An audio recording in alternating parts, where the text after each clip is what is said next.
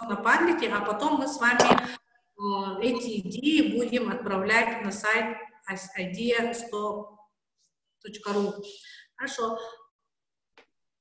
Так, у нас есть трек образования, новые компетенции, новая молодежная политика, среда обитания, новая городская политика и новая социальная политика.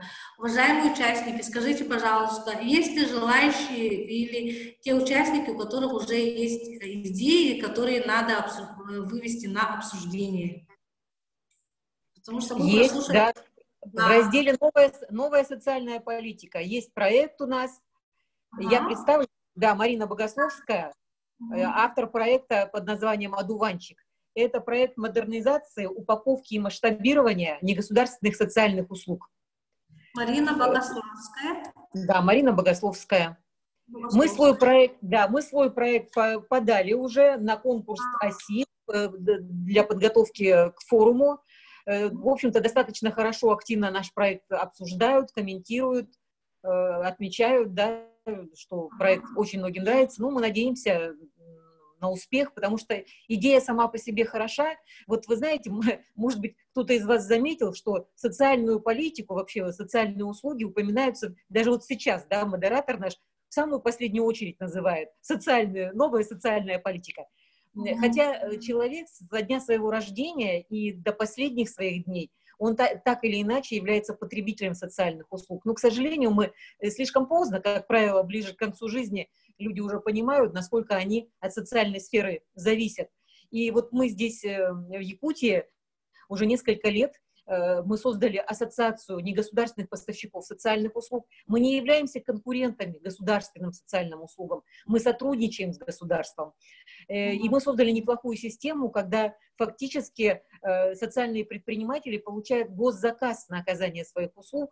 И таким образом, вот с помощью, значит, поддержки из бюджета республики нам удалось за последние несколько лет создать 10 частных пансионатов для пожилых граждан и инвалидов, что позволило совершенно ликвидировать очередность, которая ранее существовала, потому что в государственных социальных учреждениях, к сожалению, на всех мест не хватает. Сейчас все люди, кто нуждаются в социальной поддержке, в крыше над головой, в медицинском присмотре и так далее, они все получили свой дом вот в частных пансионатах. Таких людей уже практически 300 человек.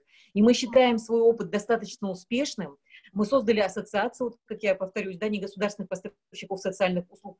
В торгово-промышленной палате республики этот тренд вовремя как бы подметили, и был создан комитет по развитию социального предпринимательства. И мы считаем, что наш опыт, мы его уже представляли в Москве на площадке Общественной палаты Российской Федерации, получили там большую поддержку, и как раз наш проект еще в начале реализации, это был конец 2018 года, уже тогда получил высокую оценку Министерства социального, вернее, Министерства труда и Министерства экономического развития Российской Федерации. И был рекомендован к масштабированию по регионам России. И мы тогда вот с помощью этого проекта вошли в тройку лучших регионов, где наиболее качественно поддерживается именно социальное предпринимательство. И я считаю, что мы можем вообще еще больше охватить, да, и регионы России, и самое главное, охватить все улусы нашей республики вот этой социальной негосударственной поддержкой. И вот еще раз повторю, так, чтобы запомнить, может быть, где-то зафиксировать, наш проект называется «Одуванчик». Почему одуванчик? Потому что это такой неприхотливый, очень симпатичный цветок, который мы все любим, да, и это, мы считаем, что это олицетворение нашего проекта. Но когда он созревает, одуванчик, стоит на него дунуть ветру или вот так вот человеку, и он разлетается, да, и как бы масштабирует вот эту хорошую идею. То есть вот этот смысл мы заложили в свое название. И, мы нуждаемся, конечно, в поддержке. И в поддержке на сайте ОСИ, где наш проект размещен. Поэтому прошу вас, заходите, комментируйте. Готова ответить на вопросы. Ага. То есть, я так понимаю, Марина, ваш проект «Одуванчик», и можно вот суть проекта сразу в 2-3 предложениях, чтобы мы... Да, я готова. Это модернизация, упаковка и масштабирование негосударственных социальных услуг. Модернизация и упаковка... Модернизация, упаковка и масштабирование негосударственных социальных услуг. Ага, негосударственных социальных услуг. Хорошо. Да. То есть вы как, вы от какой организации? Ну, у нас есть ассоциация негосударственных поставщиков социальных услуг. Она объединяет как раз вот людей, которые рискнули, вошли в этот бизнес социальный, открыли частные пансионаты, и вот как раз которые обеспечивают жильем, присмотром, уходом. Вот я говорю, что практически 300 пожилых людей, одиноких, о которых некому больше позаботиться. И, значит, в торгово-промышленной палате республики создан комитет по развитию социального предпринимательства. Я возглавляю этот комитет. Мы тоже активно работаем, и спасибо большое торгово-промышленной палате за поддержку. Хорошо, комитет, еще раз можно комитет? Комитет по развитию социального предпринимательства, ТПП РСЯ. Социального предпринимательства, да, ТПП РСЯ и Ассоциация негосударственных поставщиков социальных услуг.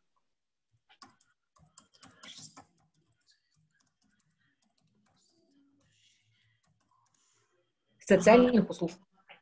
Социальных услуг. Отлично. Да. То есть это собой, простыми словами объясняю, это база данных, где есть негосударственные социальные поставщики, которые можно масштабировать и тиражировать, правильно? Да. И в настоящий момент у нас на стадии уже запуска сайт Ассоциации негосударственных поставщиков, куда каждый гражданин, который нуждается в социальных услугах, может зайти и выбрать себе услугу, ну, которая не является альтернативой государственной услуги, но тем не менее у человека появляется выбор. И за счет того, что у негосударственных поставщиков социальных услуг руки развязаны как бы больше, это же предприниматели, они очень много идей генерируют и очень много уникальных услуг предлагают, тех, которые государственные учреждения предложить не могут. Ну, в силу разных причин. И у нас вот как бы нашей очень много всего вырастает, но это большой отдельный разговор. Заявку вы на сайт «Сильные идеи» уже подали, как я поняла, да? Да, 19 августа мы разместили свою заявку, поэтому заходите, пожалуйста, комментируйте, отмечайте нас, будем очень благодарны за поддержку. Здорово. И это действительно дела, которые надо отмечать, комментировать, поддерживать друг друга. Можно мне сейчас вот статус идеи, вы заявку подали, можно мне контактный номер, ваш телефон, для того, чтобы потом...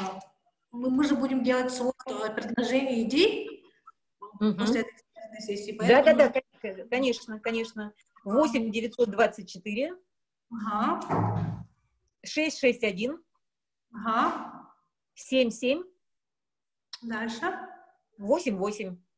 88. Это ваш личный номер, да, Марина? Да, это мой личный номер. Все контакты вот с ассоциацией и с комитетом ТПП вот через меня. В дальнейшем будут через сайт, также, ну, пока через меня.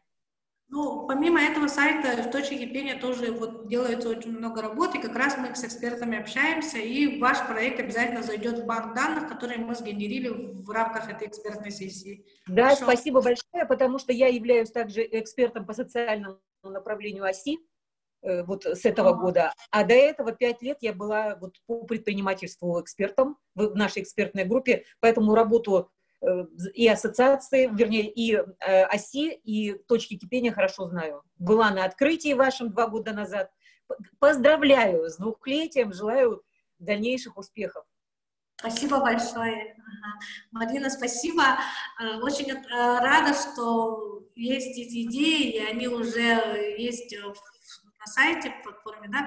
Идем дальше. Есть ли у нас желающие участники, которые хотят рассказать о своей идее, возможно, у вас сейчас после лекции Павла появилась какая-то идея. Просьба включить микрофон и начать уже в формате живого общения рассказывать о своем проекте. Виктория, можно сказать, да? Да, конечно. Здравствуйте, Александр. Я аналогично Марине скажу, что мы, правда, последний или предпоследний день, как был первый срок, 24 августа, отправили заявку. Ну и отправили, сначала хотел в новую технологическую политику, но там посмотрел и нашел другое немножко направление, новый бизнес. Там под направление бизнес, новый в регионах. Посчитал, что вот по этому поднаправлению будет проще пройти, потому что специфика идеи касается, скажем, у нас, скажем, узкая, касается именно экстремально холодного климата, который практически только в Якутии и в части прилегающих территорий Магадана и Красноярского края. Поэтому я, значит, именно вот на это направление мы подали заявку.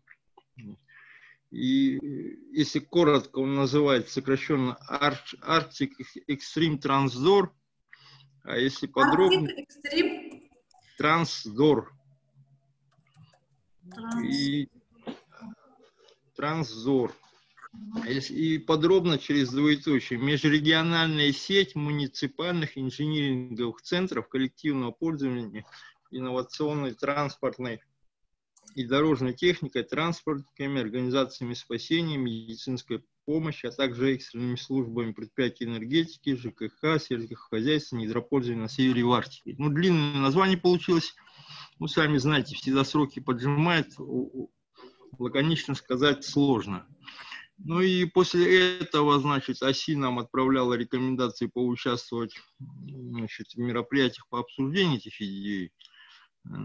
Они были 2-4 сентября, и вот я отметил, что было интересно 4 сентября, там по этому направлению, нет, 2, там с Чукотки выступили, и, скажем, я так понял, при поддержке администрации Чукотки, они все, от Чукотки на тот момент было 4 заявления, и они коллективно их поддержали. Я поэтому вот к предложению Марины подключаюсь, чтобы все вот проекты от Якутии, тем более будущее Якутии как бы представляет ОСИ, ну, в первую очередь, по всем заявкам, которые у нас заявлены, значит, аналогично Чукотке, ну, скажем, поддержали нас.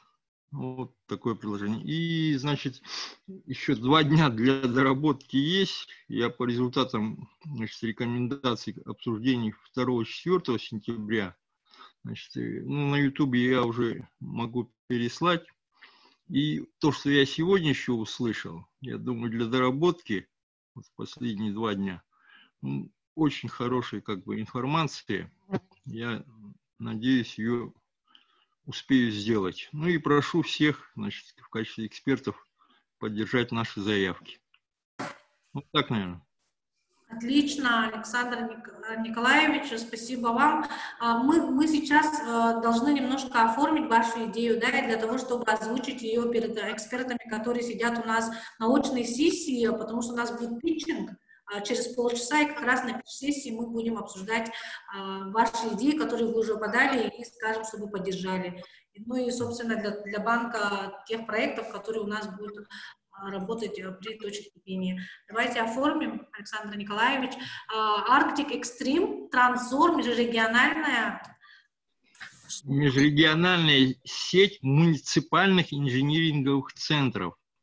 Сеть муниципальных инжиниринговых центров коллективного пользования инновационной транспортной и дорожной техникой, транспортниками, организациями спасения, медицинской помощи, экстренными службами предприятий ЖКХ, энергетики, сельского хозяйства, недропользования на севере и в Арктике. То есть это из практики вот у нас, ну, на примере вездеходов, так скажем, между нами говоря, МЧС и, ну, и некоторые научные организации перехватывали на испытание технику, но в советское время этим занимались именно транспортники-перевозчики. Самая затратная часть создания северного транспорта – это доводочные, приемочные испытания в естественных условиях. Да, и еще я добавлю, смысл там как раз в чем? В 2014 году, значит, под эгидой Минтранса мы вот это предприятие базовое создали совместно с автобусниками. И причиной послужил, значит, катастрофа вертолета Ми-8 в Устьянском Улусе в 2013 году, когда погибло очень много человек. И тогда Минтранс решил, значит, вездеходную программу с 2009 года, которая была под, ну, подпрограмму по вездеходам активизировать, ну, чтобы использовать вездеходы в качестве надежной и доступной альтернативы вертолетным пассажирским перевозкам. Но оказалось, что техники практически нет, и действующая нормативная практика практически запрещает его производить даже. Вот такой парадокс был и по скорой помощи, и ну, проблему-то мы знаем давно, она возникла давно, еще в 90-х годах, когда Россия вошла в ВТО, и практически было отменено вот то, что раньше было в приемочной, значит, обязательно проведение доводочных приемочных испытаний в местах основной эксплуатации.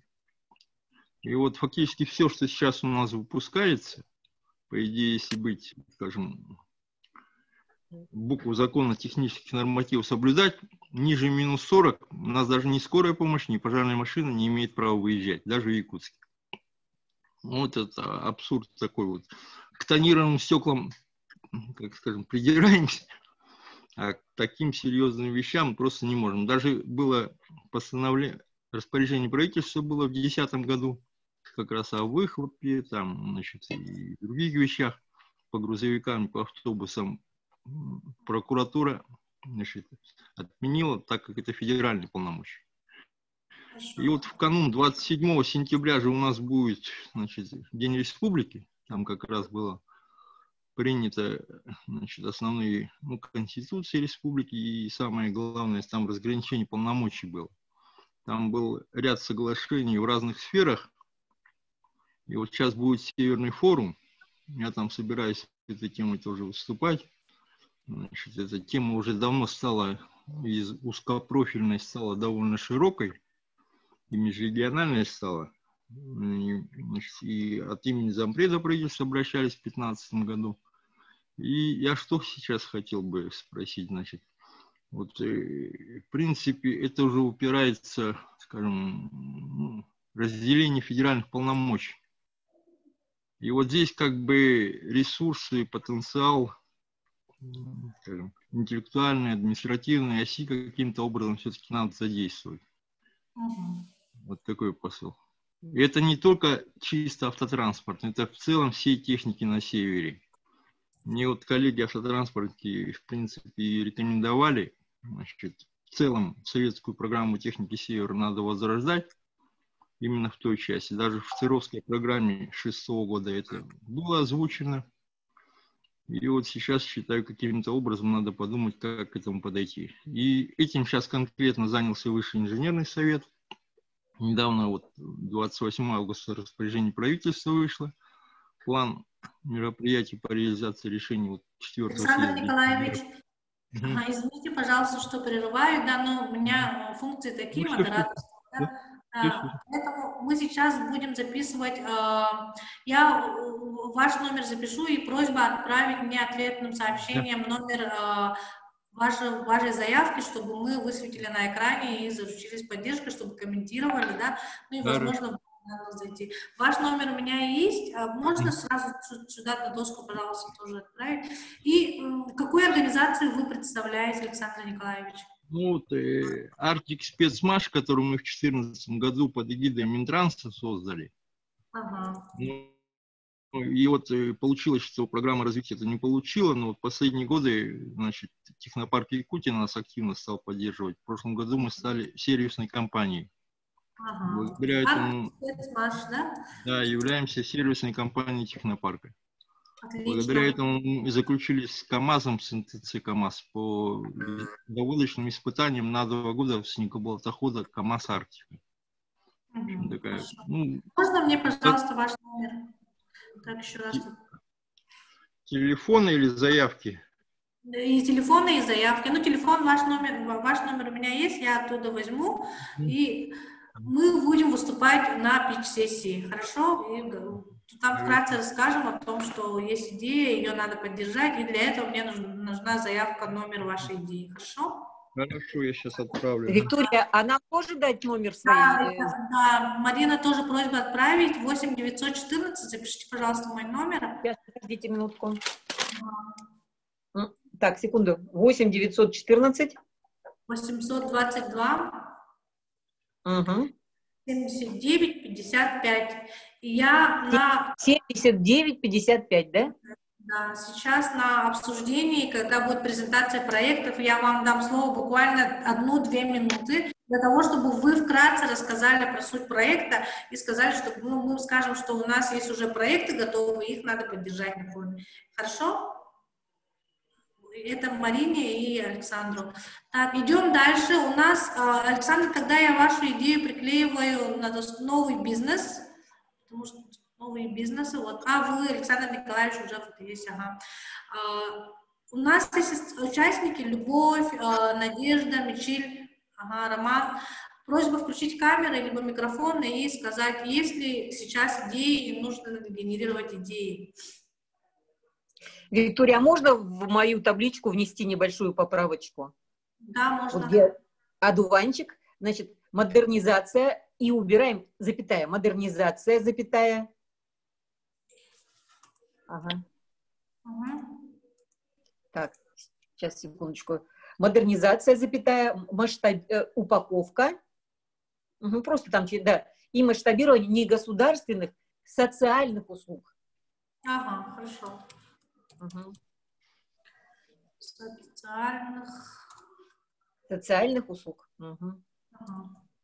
Так, у нас время совсем мало остается, потому что... Ага, все. Угу. Поэтому просьба сейчас подключиться всем к обсуждению, и хотя бы один проект мы с вами должны сформировать все вместе. Уже сформированные проекты мы озвучим, конечно, да, на питч-сессии, но так как мы с вами собрались, один хотя бы проект, одно предложение у нас с вами должен родиться вот в рамках этой сессии. Просьба подключиться других участников: Любовь, Надежду, Мичиль, Романа. Угу. И... Добрый день тогда, да, Виктория? Это Надежда. Всем участникам привет. Тогда я коротко очень скажу, да, раз вы призываете. Ага. Но я здесь, собственно, не для того, чтобы проекты, да, выдвигать, а больше для экспертного заключения, для экспертного сопровождения проектов. Вот, в частности, проекты, представленные Александром и Мариной, очень хочется поддержать, да, особенно Марины. Потому что там, знаете, в чем новизна? Там новизна в том, что частная инициатива привлекается для решения тех задач, которые истории были государственными. Да? И на мой взгляд, что именно опора на частную инициативу позволит просто преобразить эту сферу, социальную сферу, сделать ее привлекательной для потребителей, для услуг. Поэтому надо очень поддержать этот проект. Так? Но это касается, конечно, не только отрасли социальной. Опора на частную инициативу, прорыв, достичь технологического прорыва экономики страны удастся только тогда, когда в стране начнут опираться на частную инициативу. Вот в этом мое глубокое убеждение. Я проработала и в госорганах, и в частном бизнесе, так, и вижу, так сказать, плюсы и минусы, значит, и того. Вот только частная инициатива сможет изменить страну, республику, улицу, двор, в которой живем. Вот. Может быть, в связи с этим, тоже слушая обсуждение, может быть, начать бы такой проект, инициировать такой проект, как выравнивание условий, экономических условий для предпринимательской деятельности, для предпринимателей Крайнего Севера по сравнению с предпринимателями других регионов. Вы меня слышите? Да, вас хорошо слышно. Да, сразу давайте зафиксируем тогда идею с ваших слов, да, мы вас слушали. Надежда, за вашим именем тогда пойдет, да, вот эта идея? Ну, да, пожалуйста, я согласна там и поработать, и сформировать, да еще и успеть, может быть, до 10-го опубликовать на сайте. Выравнивание экономических условий, ведение предпринимательской деятельности. Выравнивание? Экономических условий, ведение предпринимательской деятельности в районах Крайнего Севера с другими регионами Российской Федерации. Ну, где-то так, да? С более комфортными, ну, вот так. Надежда Тамутовна, а вот знаете, можно еще добавить к вашим словам, что выравнивание конкурентных условий в сферах, где бизнес конкурирует с государством. Вот это, вот, например...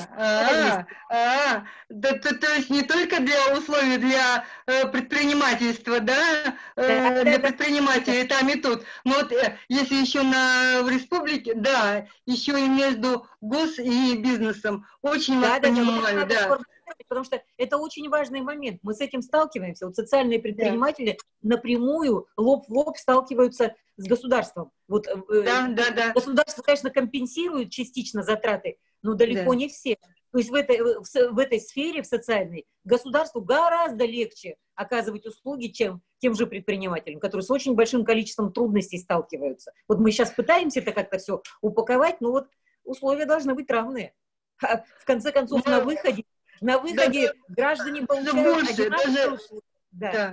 Даже больше я вам скажу. Да, причем государство диктует бизнесу стандарт оказания услуг. Сами они обозначают тарифы, по которым предприниматель не может оказать гражданину услугу, ту или иную, дороже, чем она стоит в государственном учреждении. При этом предприниматель несет гораздо больше затрат, и эмоциональных, и физических, и моральных, и финансовых, само собой. Поэтому вот условия надо выровнять. Вот согласна с вами. Даже больше того не выровнять. Вообще государственным учреждениям делать нечего на конкурентном рынке. Они не должны там оказывать, так сказать, заниматься предпринимательской деятельностью. Они должны освободить эти рынки. Вот если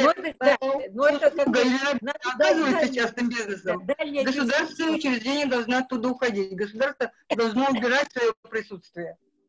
Но это желаемый результат, мы к нему идем. Да, вот поэтому, да, вот, конечно, хотелось бы, но вы понимаете, что все очень хорошо, что я понимаю, подразумевается под выравниванием экономических условий, да, в разных регионах, но тут, конечно, еще больше бы хотелось бы через запятую, так сказать, вывод как-то сформулировать, да, я вот, да, там у нас сколько-то будет времени сессии, да, позвольте, мы предложений делали много, я загляну в свои материалы и дам хорошую формулировку, ладно? Вот, Валерия, вам это можно будет отправить, да, по WhatsApp? Да, Надежда, вот нам... Ладно, я сейчас займусь. У вас вот на 55 там кончается, да, ваш номер? Надежда, вот эту идею надо нам с вами вместе сформировать и отправить на сайт ideac.ru для форума сильных людей. До 10 числа, да? До 10 числа, абсолютно верно. И мы с вами сейчас, возможно, мы сейчас с вами сформируем, вы ее на пич-сессии расскажете, и со мной уже в отдельном порядке, в рабочем порядке мы можем ее отправлять. Ну, хорошо. Тогда мы что пишем? Выравнивание экономического. Давайте сформируем эту идею так, чтобы потом ее озвучить, когда у нас будет пич-сессия. Да, хорошо. Выравнивание, как будет у нас идея тогда? Ну, понимаете, вот я говорю, в части, так сказать, других регионов я сформулировал, да, сейчас в части взаимодействия с государством, да, я бы, дайте мне вот буквально 2 минуточки, ладно, я загляну в свои документы. Можно? Как я сформулирую? Ага, и после этого просьба включить микрофон, я пока поработаю с другими участниками сессии, хорошо? Хорошо, вот правильно. Ага. Сейчас пока я выключаюсь. Идем дальше. У нас есть еще участники. Любовь, Роман, Анастасия, Мичил. Просьба включить камеру и подключиться к обсуждению. А можно спросить, тут идеи именно социальные должны быть, да? Нет, вот идеи, смотрите, у нас есть 3 раздела. Экономика. Вы доску видите мою? Ага, вижу. Экономика, куда входит 3 направления: новая экономическая политика, новые бизнесы, новая технологическая политика. Это одно направление в разделе экономика, да? Образование, куда входят новые компетенции, новая молодежная политика. Ну и 3-й раздел — это среда обитания, куда входит подраздел новая городская политика и новая социальная политика. Поэтому... А если да? создание какого-то проекта по типу IKEA, например, или Wildberries, это другое, да? Нет, почему? Это новые бизнесы и новая экономическая политика. То есть вы предлагаете создать бизнес, локальный бизнес, наверное, да, или как? Но это, она, можно и сказать, и социальная, потому что здесь в республике очень много мастеров, которые, можно сказать, не признаны. Их творчество внутри деревни только может продается, а вот на внешние границы не выходит. Поэтому можно какую-то систему создать, чтобы их можно было бы экспортом заниматься, например. Хорошо, отлично. Вот, Туяра, тогда я предлагаю все-таки вашу идею сейчас, сейчас оно находится как-то облачно в формате идеи или уже есть какие-то видения и проект какой-то есть? Ну, она только на бумажке. На бумаге есть, да? Хорошо. Отлично. Тогда вот смотрите, я сейчас отправлю в чат ссылку idea.asi.ru, и вы тогда начнете формировать заявку на форум сильных идей. Хорошо? Вы же пока не подали на форуме, да, проекта. Ага, вот так вот. Сильные идеи для нового времени. Так выглядит сайт. Туда нужно зайти, предложить идею, нажимаете на регистрацию и предлагаете идею. Там есть форма, она, скажем так, облегченная, и как раз у вас, вот я не зарегистрировалась, да, Виктория, вот, предложите идею, и туда начинаете форму эту заполнять. Она абсолютно такая легкая. Мы сейчас с вами заполним ваш стикер, и вы огласите идею, суть идеи, а дальше начнете самостоятельно уже формировать заявку на этот сайт. Хорошо? Так, как бы В принципе, я могу вам помочь потом в отдельном рабочем порядке либо сформировать ее. Так, я сейчас в чат отправляю ссылку. Ссылку, да? В чат отправлю, хорошо? В чат отправляю ссылку. Можно уже начать сформировать, отправлять туда заявку сразу, если она на бумаге есть. Так, ссылка форума сильные идеи для нового времени.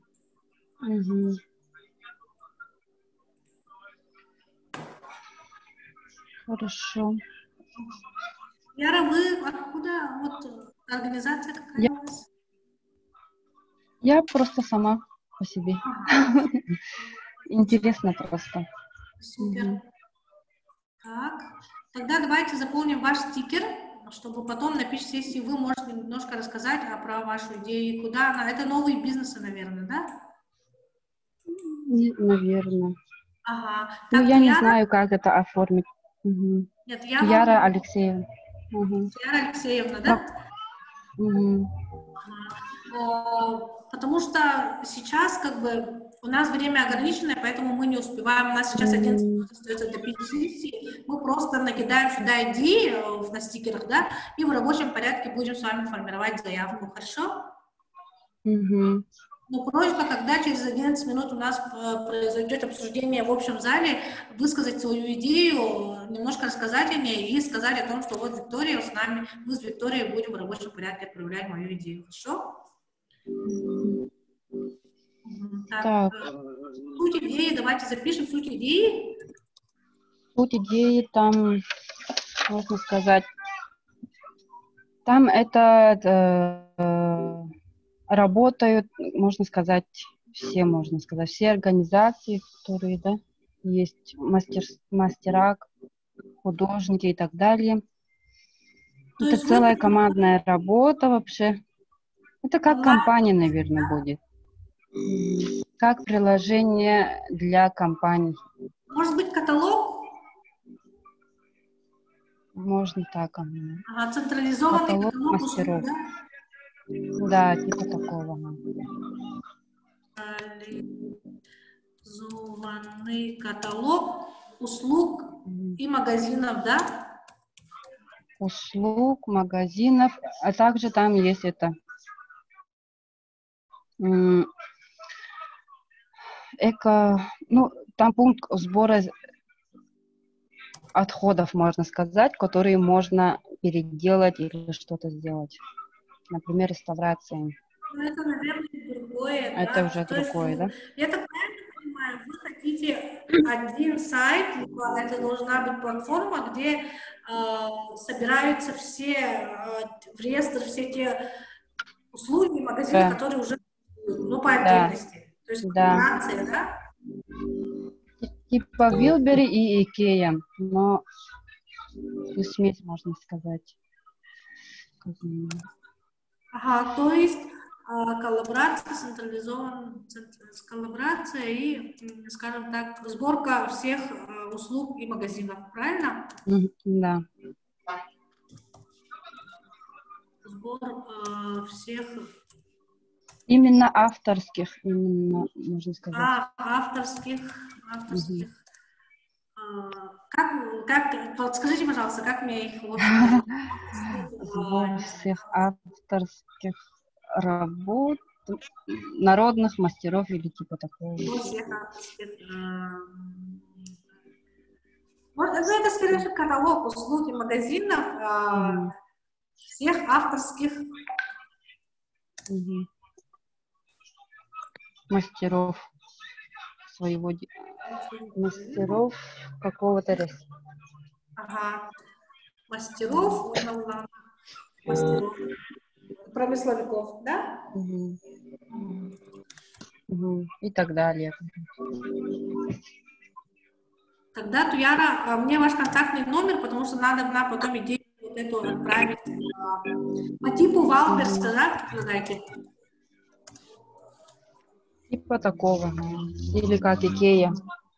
Чтобы удобно было, можно как Икея. Идея это идея в чем заключается?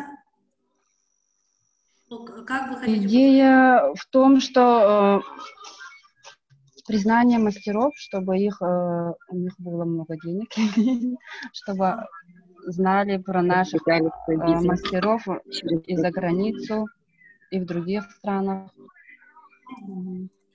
Хорошо. Тиражирование работ местных мастеров, да? Да. Хорошо. Тогда я вам дам слово, и вы немножко выступите тоже по своей идее, хорошо? Номер мне ваш, пожалуйста, контактный. 8-914 279 45 19. И, пожалуйста, запишите мой номер для того, чтобы я уже записала. В рабочем порядке с вами отработать и отправить вашу идею, хорошо? Яра Алексеевна, вы откуда, с какой муниципалитет, либо... Я работаю педагогом. Педагог? Дворец детства. Педагог, дворец детства, хорошо. Да? Виктория. Надежда, я вас слушаю. Это Мария. Так, я сейчас закончу с Туярой Алексеевной. Туяра Алексеевна, тогда мы вашу идею отправляем, наверное, в новая экономическая политика, да? Скорее всего, или в новые бизнесы. Новые бизнесы, наверное. Новые бизнесы отправляем. Так, тут у Александра у нас аж 2 карточки.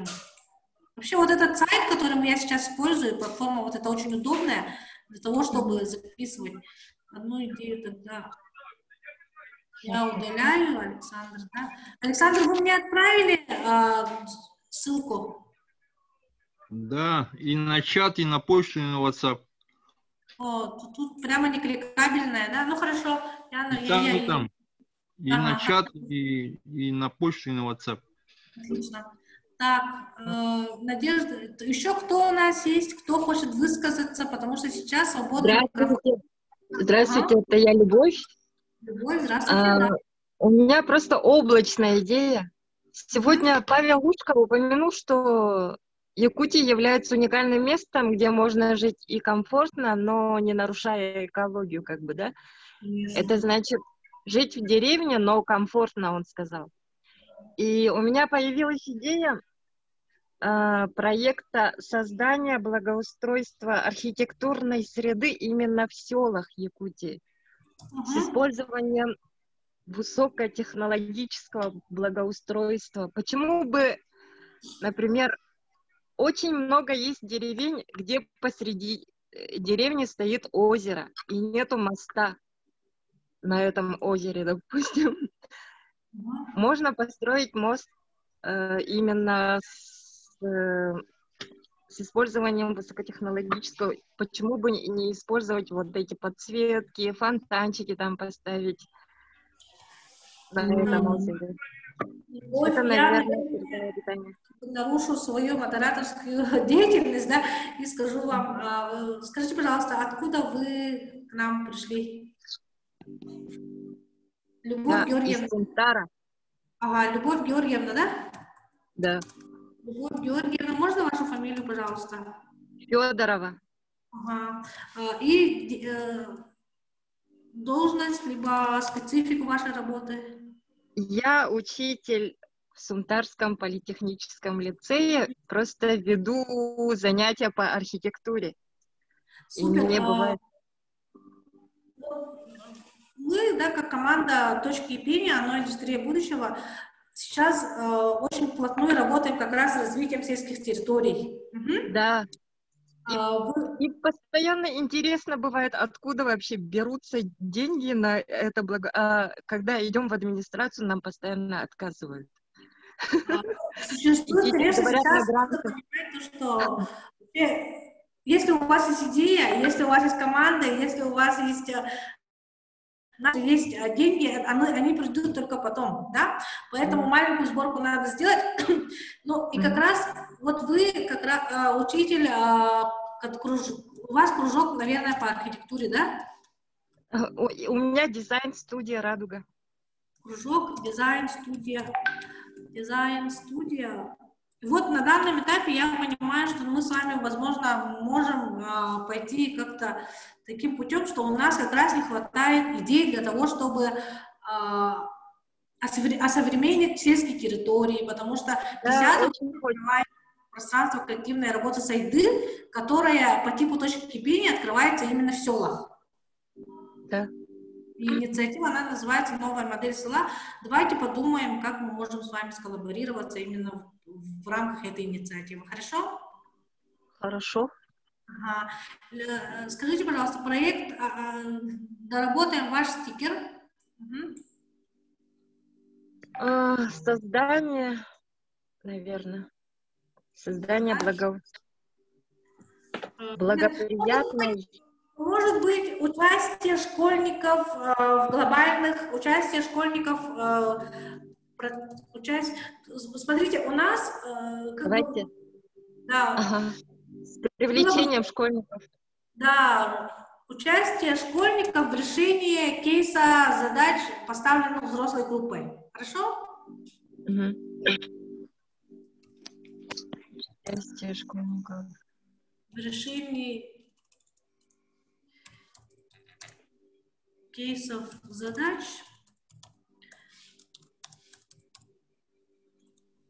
поставленных взрослой группой. И в частности у вас есть архитектурный кружок по дизайну. Вообще есть у меня дизайн-студия, где дети занимаются и архитектурой, и дизайном одежды, но весной мы обычно занимаемся архитектурной средой. Дизайн-студия, архитектура. «Радуга». На базе Сунтарского политехнического лицея, правильно? Настя Никитина у вас занимается, да? Она моя девочка. Это она моя воспитанница. Я слежу за ее работами, и с Арданой мы часто общаемся, и я вижу работу ее дочери. Спасибо вам огромное. Дизайн-студия архитектуры на базе Сунтарского политехнического лицея. Отлично, здорово. Так. Спасибо.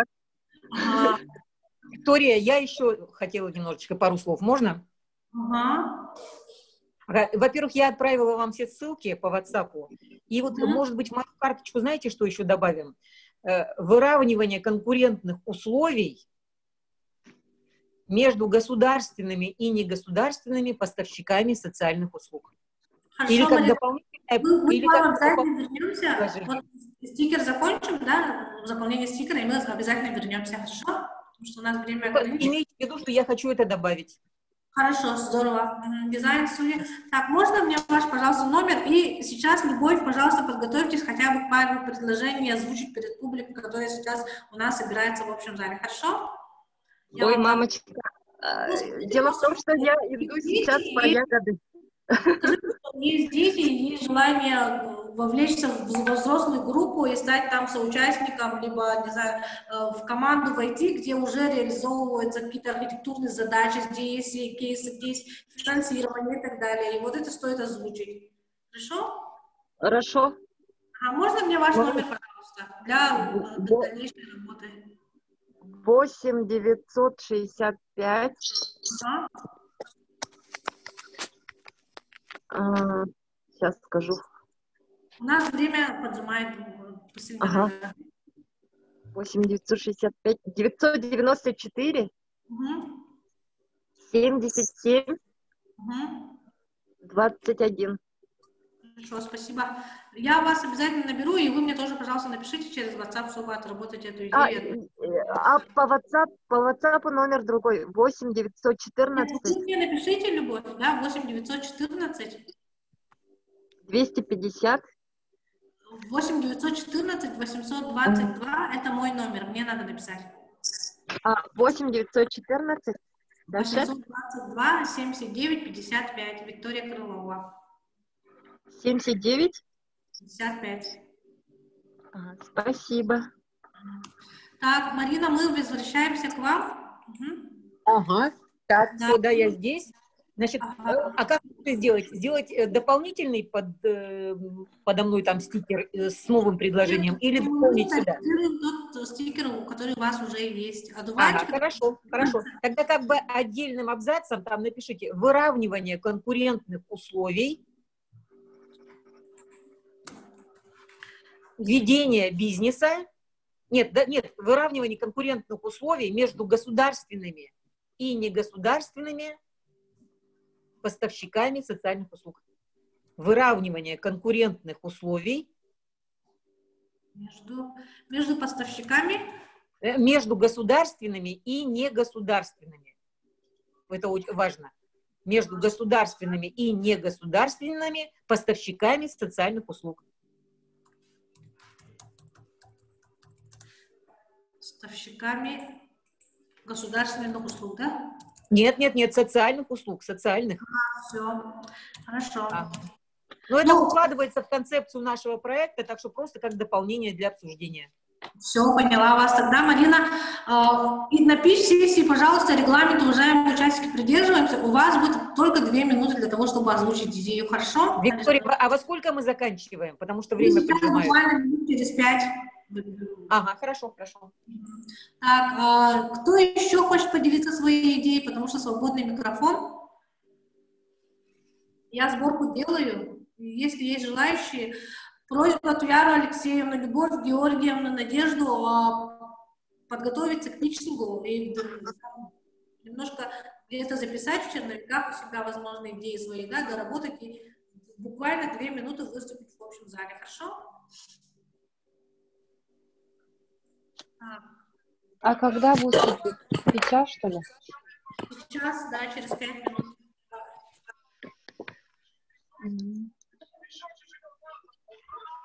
Можете показать, что у меня там получилось? Суть идеи коллаборации, тиражирование работ местных мастеров, централизованный каталог услуг и магазинов всех мастеров-промысловиков по типу Вайлдерса.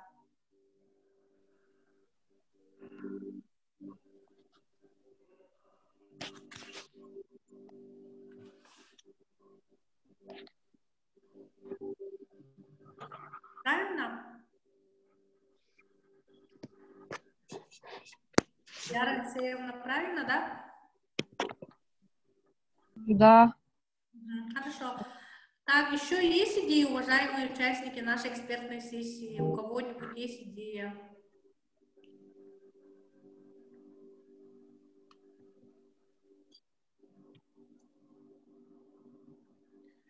Хорошо, все, тогда я пока буквально на 5 минут отключаю свой микрофон и камеру, и 10 минут для того, 5 минут для того, чтобы подготовиться к выступлению. Буквально 2 минуты, регламент соблюдаем. Александр Николаевич, Марина, Надежда, Туяра и Любовь. Хорошо? Я вам по 2 минуты дам на выступление в общем зале. Буквально там по 2 минуты. Сейчас я выключаюсь и скоро включимся.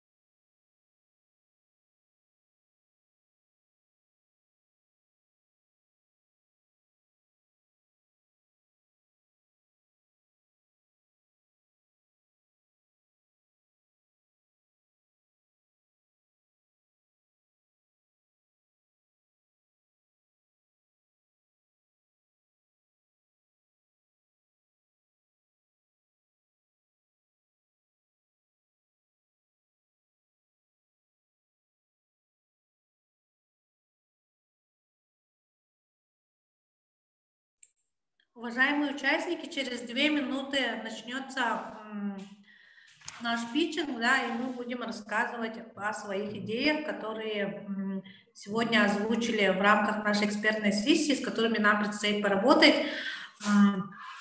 У кого-то идея только зародилась, ее надо отправить на сайт, у кого-то она уже есть, и мы сейчас будем призывать всех, чтобы активно поддержали ту идею, которую Марина, которую Александр Николаевич уже отправили на сайт. Хорошо?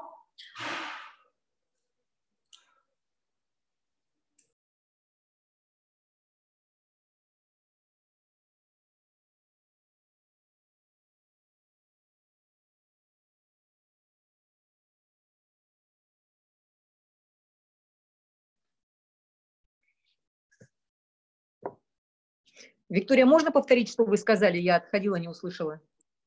Через 2 минуты начнется обсуждение в общем зале, да, и до этого мы будем озвучивать по 2 минуты, как я ранее говорила, да, регламент соблюдаем и рассказываем.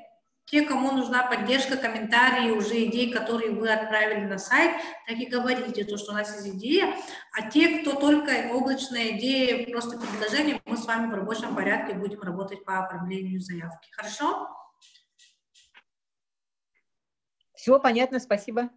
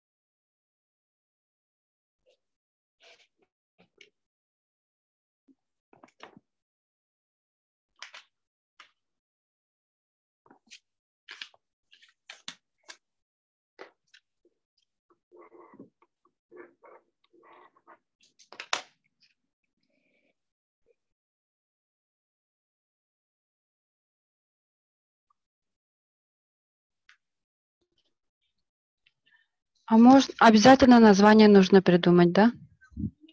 На данном этапе нет. Если у вас облачная идея, можно потом название доработать. До 10 сентября вообще сбор заявок на сайт, да, поэтому можно доработать, можно корректировать. А с чата, пожалуйста, возьмите ссылку, и мы с Туяра с вами поработаем по подаче заявки. Хорошо?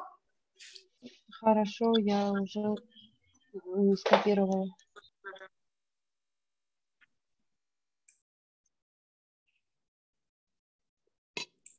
Ссылку взяли, да? Вот, если что, она есть еще. Вот. Ага, да, взяла. Хорошо. В чат ее отправила, и мы будем формировать заявку. Хорошо?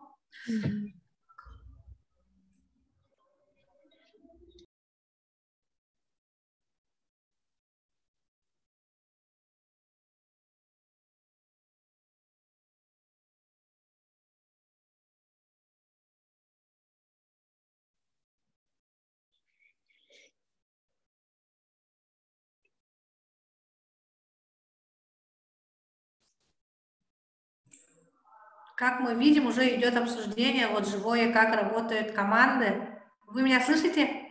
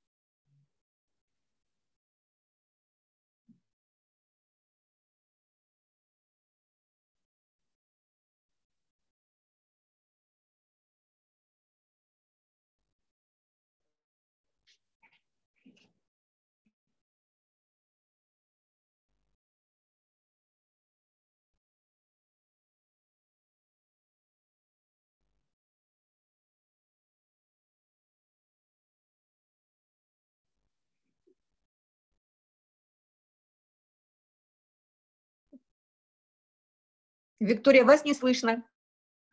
Марина, мы тут между собой разговариваем. Ну, Сейчас понятно. Вижу, что вы говорите, но думаю, что звука нет. Хорошо. А там меня в группе, в общем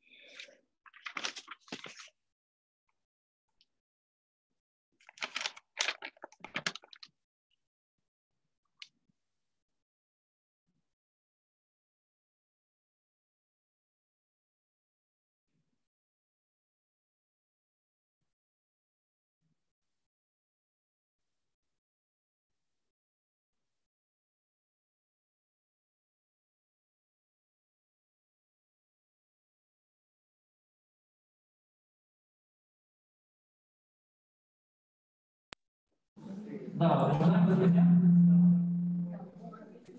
участники, мы переходим к той части, где нужно будет нам презентовать наши идеи, используя, ну, посмотрите, здесь было 3 группы, которые в плане работали внутри точки и виртуально работала тоже одна группа, не то, что одна группа, а участники в онлайне, они по 3 направлениям предлагали свои идеи. Мы начнем с онлайн участников. Виктория, модератор, мы передаем слово, и здесь будет демонстрация идей. Вот. Потом мы перейдем к команде экономика, группе экономика, образование и социальное направление. Хорошо? У нас Анатолий Семенов будет слушать, и давайте обратную связь. Друзья, не расплываемся, далеко не говорим, вот четко, ясно. Да. На одну идею сколько? 3 минуты. Хорошо, следим за временем. Да. Ага, спасибо, Иван. Наша группа очень вплотную поработали, познакомились. Даже ради этого момента стоило вот нас всех тут собрать и обсудить идеи и предложения, которые возникли и которые уже есть. У нас сформировалось 5 стикеров. Мы работали за инструментом Padlet. Все знаете, то, что это доска, где можно генерировать и вживую работать как бы за флипчартами. И у нас тут из 5 идей есть 2 идеи, которые уже поданы на сайт «Сильные идеи». И дайте нам 10 минут для того, чтобы мы в 2-3 предложениях, регламент соблюдаем, по 2 минуты озвучили те идеи, которые уже есть или которые облачно здесь формировались. Идем по алгоритму. Да, у нас в направлении экономика будет спикером Александр Николаевич Мярин, и он расскажет про свой проект, который уже подал на сайт. Александр Николаевич, вам слово, буквально 2 минуты, регламент соблюдаем. Так, видно, слышно меня, да? Так, в общем, коллеги, спасибо. Значит, мы заявку подали в предпоследний день, когда первый срок до 24 был, по направлению бизнеса в регионах, под направлением новой, ну вот именно в регионах. Хотя технологическое хотели вначале подать, новые технологические, но решили, что лучше именно бизнес в регионах, потому что он немножко, значит, ограничен нашим холодным экстремальным климатом и касается в основном только Якутии и прилегающих территорий Магаданской области и Красноярского края. Коротко, проект называется Arctic Extreme Transdor. Это межрегиональная сеть муниципальных инжиниринговых центров коллективного пользования транспортной и дорожной техникой новой, организациями спасения, медпомощи, экстренными службами ЖКХ, энергетики, сельскохозяйства и недропользователей. Ну, проблема старая, со времен вхождения в ВТО, когда отменили вот эти все программы советской техники Севера. И, значит, предлагается, что в результатом должно что стать? значит, обеспечение конституционного права на безопасную транспортную доступность населения не только Якутии, но и территории вот этих экстремально холодных. И на примере проекта «Арктический автобус», я об этом уже ранее говорил. И оптимизация транспортных затрат, значит, северных регионов, особенно в зимний период. Это, значит, новые логистики инновационные. С глобальным потеплением у нас зимник сокращается, но можно расшивать узкие места и новые, значит, логистики на примере проекта «Снегоbolотоходный паром». То есть узкие места, это будут такие большие машины, которые будут обычные колонны из Уралов, Сайгаков, через эти сложные места сопровождать. И этот проект мы начали уже решать с НТЦ КамАЗ, в качестве сервисной компании технопарка Якутии.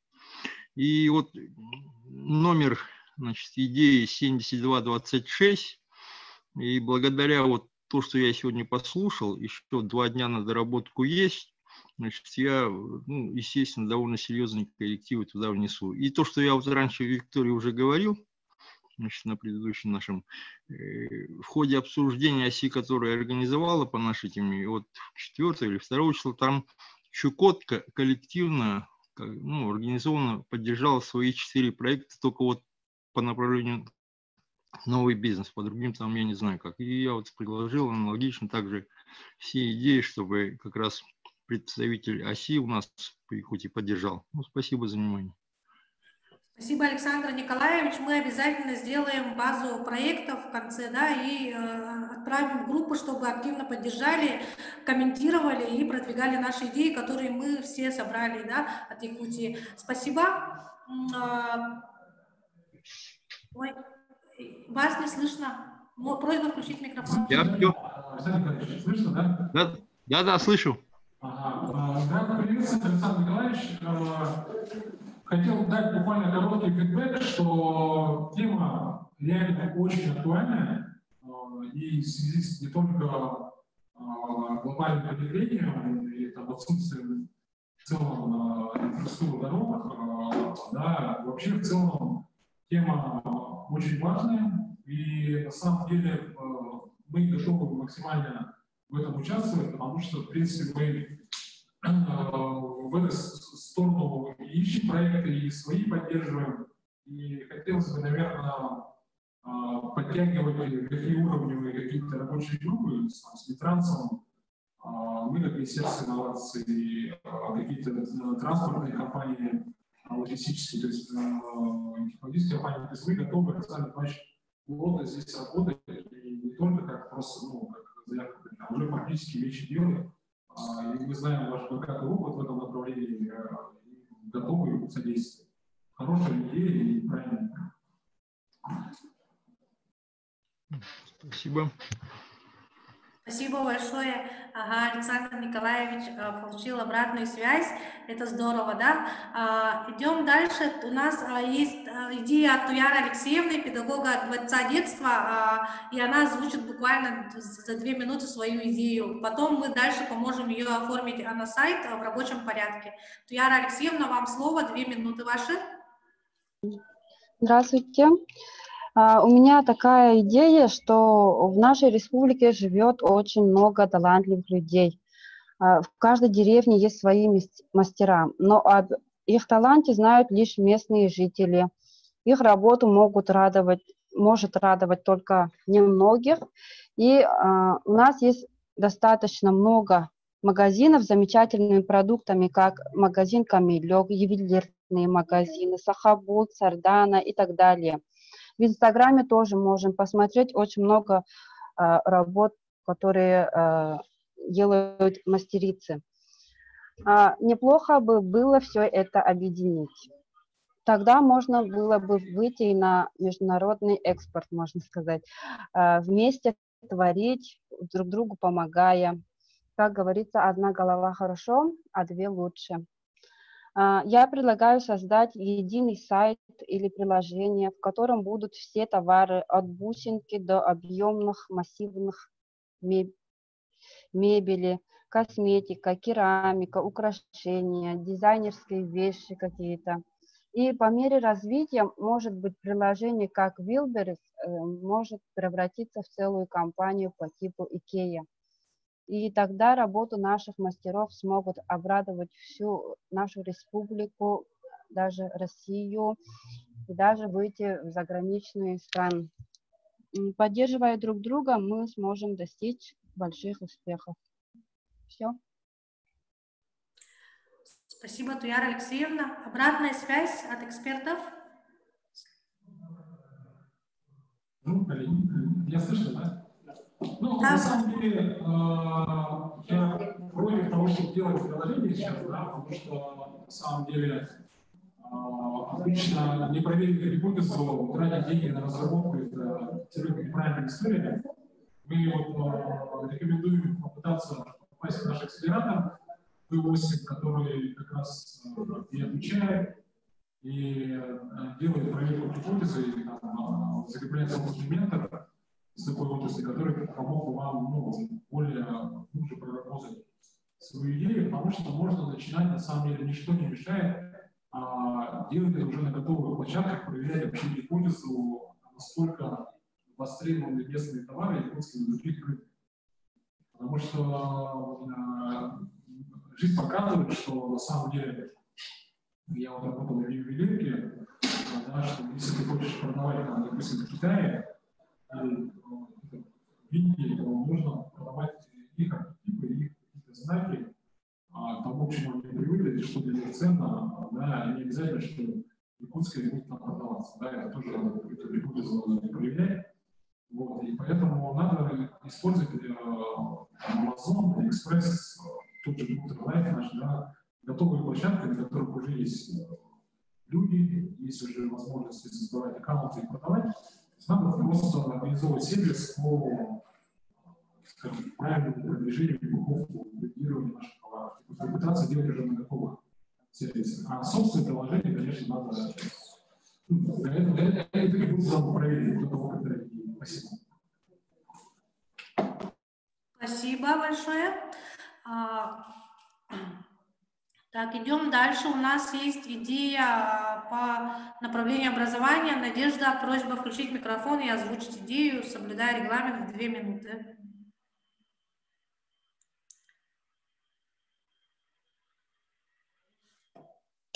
Так, добрый день. Простите, вы меня имеете в виду? Да, Надежда, я вас имею в виду. Нет, у меня никак не образование, у меня в сфере экономики. Энергичная, добросовестная конкуренция. Да, ваши 2 минуты, мы потом перейдем. Хорошо, спасибо. Значит, уважаемые участники сессии, я вот включаю только звук, поскольку я за городом, и здешний интернет и видео, так сказать, не выдержит. Так, зовут меня Надежда Тамутану-Субурусская, я являюсь вице-президентом торгово-промышленной палаты, а профессиональный опыт и компетенции у меня связаны с отраслью связи, значит, стаж работы, в которой там больше 30 лет. Вот. У меня в процессе обсуждения, так, поскольку мы рассматривали проекты частной инициативы, причем в такой сфере, в которой, значит, совсем недавно, казалось, может работать только государство, да, например, в социальной сфере, так, вот возникло предложение экономического плана. Вот, например, такой проект под названием «Энергичная и добросовестная конкуренция – ключевой фактор экономического развития региона». Вот никто, наверное, не будет спорить, да, из участников, что наиболее успешные экономики – это те, что позволяют компаниям конкурировать как между собой, так и с внешним миром. Так? Но чтобы сделать такую конкуренцию возможной, нужно вообще изменить всю экономическую концепцию. Вы скажете, ну что нового, конкуренция?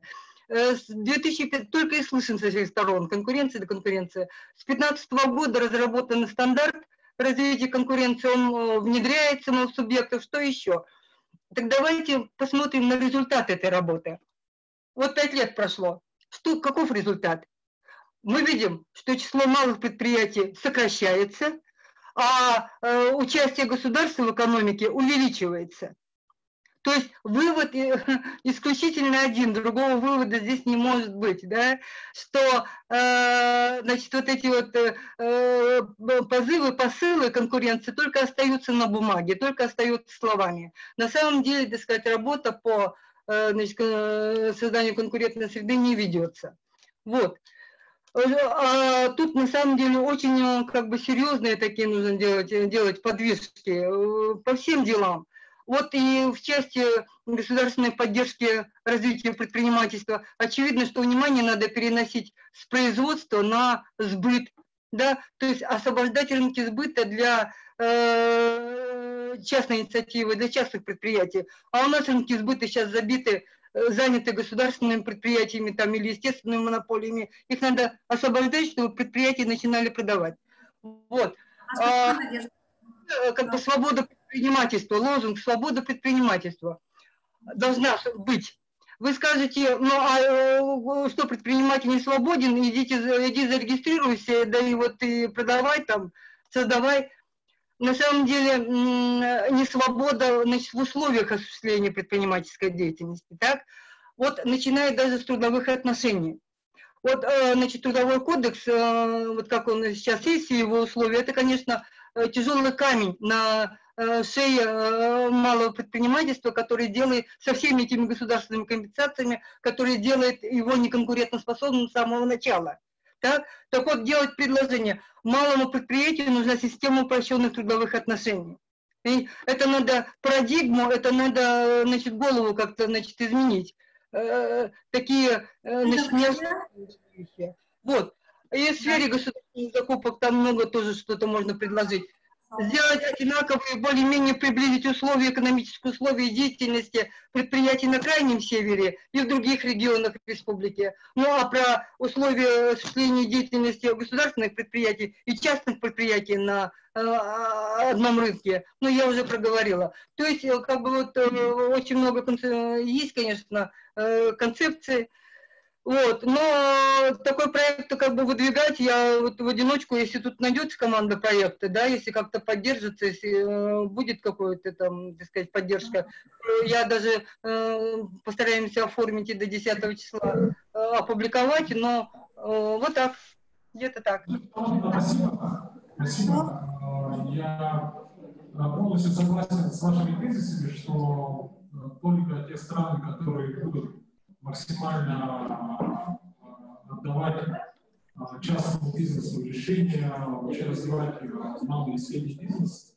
То есть вот, последняя книга, которую я прочитал, это была как раз книга коллега Антикругас, и как раз нам приводилось пример, что вообще вот, тема распределенного реестра, распределенного более устойчивой системы, чем крупные корпорации, вертикально, те регионы, те страны, которые максимально развивают малый и средний бизнес, конечно, они вперед устойчивы.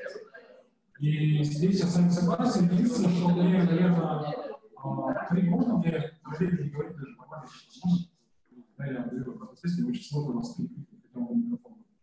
Я хочу сказать, что здесь, наверное, надо разделять, конечно, мозгом, да, то есть именно сферы деятельности. Сферы деятельности и рынки, потому что если мы говорим про отрасль, допустим, внутренний рынок Якутии, его, к сожалению, практически нет, да, он очень маленький, да, и поэтому мы стараемся воспитывать экспортно-ориентированные компании, да, и это направление, скажем, там, энергетика или там, какие-то отрасли, там, допустим, какая-то отрасль специфичная, которая где должно быть какое-то государственное управление, где другим невыгодно найти, именно только за счет государства можно там содержать. Таких примеров очень много, к сожалению, в Якутии. Да, там, наверное, надо как-то это разделять. Но максимально, я еще раз повторюсь, надо, конечно, привлекать частный бизнес. Если мы говорим про отрасль связи, да, из которой вы сами занимаетесь, да, то я тоже здесь согласен, что максимально надо, конечно, давать возможность частным компаниям развиваться, что делать Эксперт-Телеком, Телеконика, Стар. Они плюс другие частные компании заходят на рынок и максимально делают его конкурентоспособным, что в итоге сказывается на качестве связи или на главное на цене мегабита, на последнего, то, что очень важно. Поэтому я согласен по поводу заявки, это надо вам самим решать, кто может поддержать это направление, но я очевидно, это и ассоциация предпринимателей, и торговые промышленные палаты в целом. Я думаю, на наших кто-то, может быть, даже из госсектора готов был поддержать это направление. Поэтому я полностью поддерживаю, мы как раз здесь за то, чтобы максимально технологически двигаться, просто бизнес развивался. Для нас это приоритет. Поэтому мы поддерживаем. Спасибо. Спасибо. Дальше идет Виктория.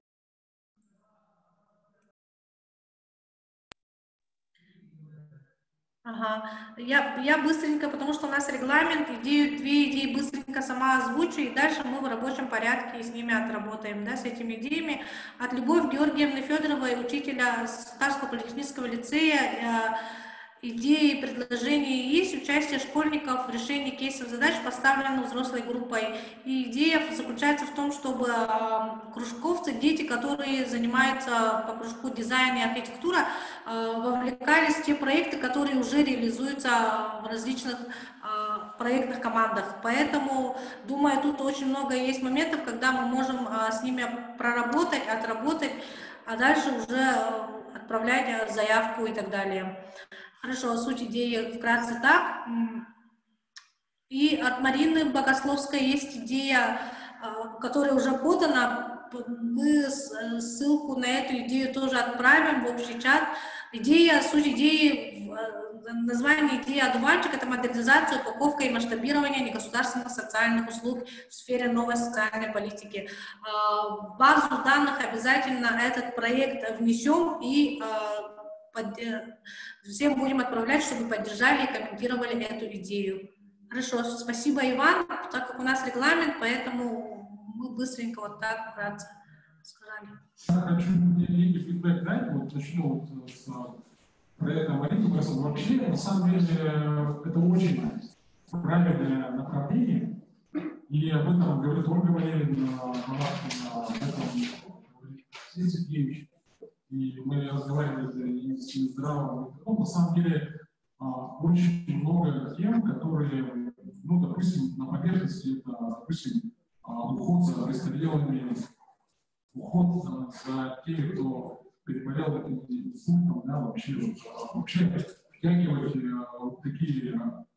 такие вещи в бизнес, это просто вообще, ну, как бы я считаю, что это очень правильное направление. То есть, во-первых, это, с одной стороны, разгружает бюджет, который, к сожалению, как показала практика, дефицитный, и следующий 21 год еще будет жестче, как бы, да, а на самом деле эти проблемы никуда не денутся, они есть, а для бизнеса это возможность, ну, в принципе, тоже заработать денег и принести в общество пользу.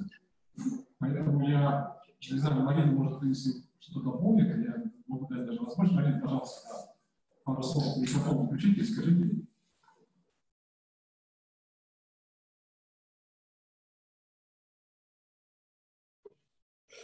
Добрый вечер.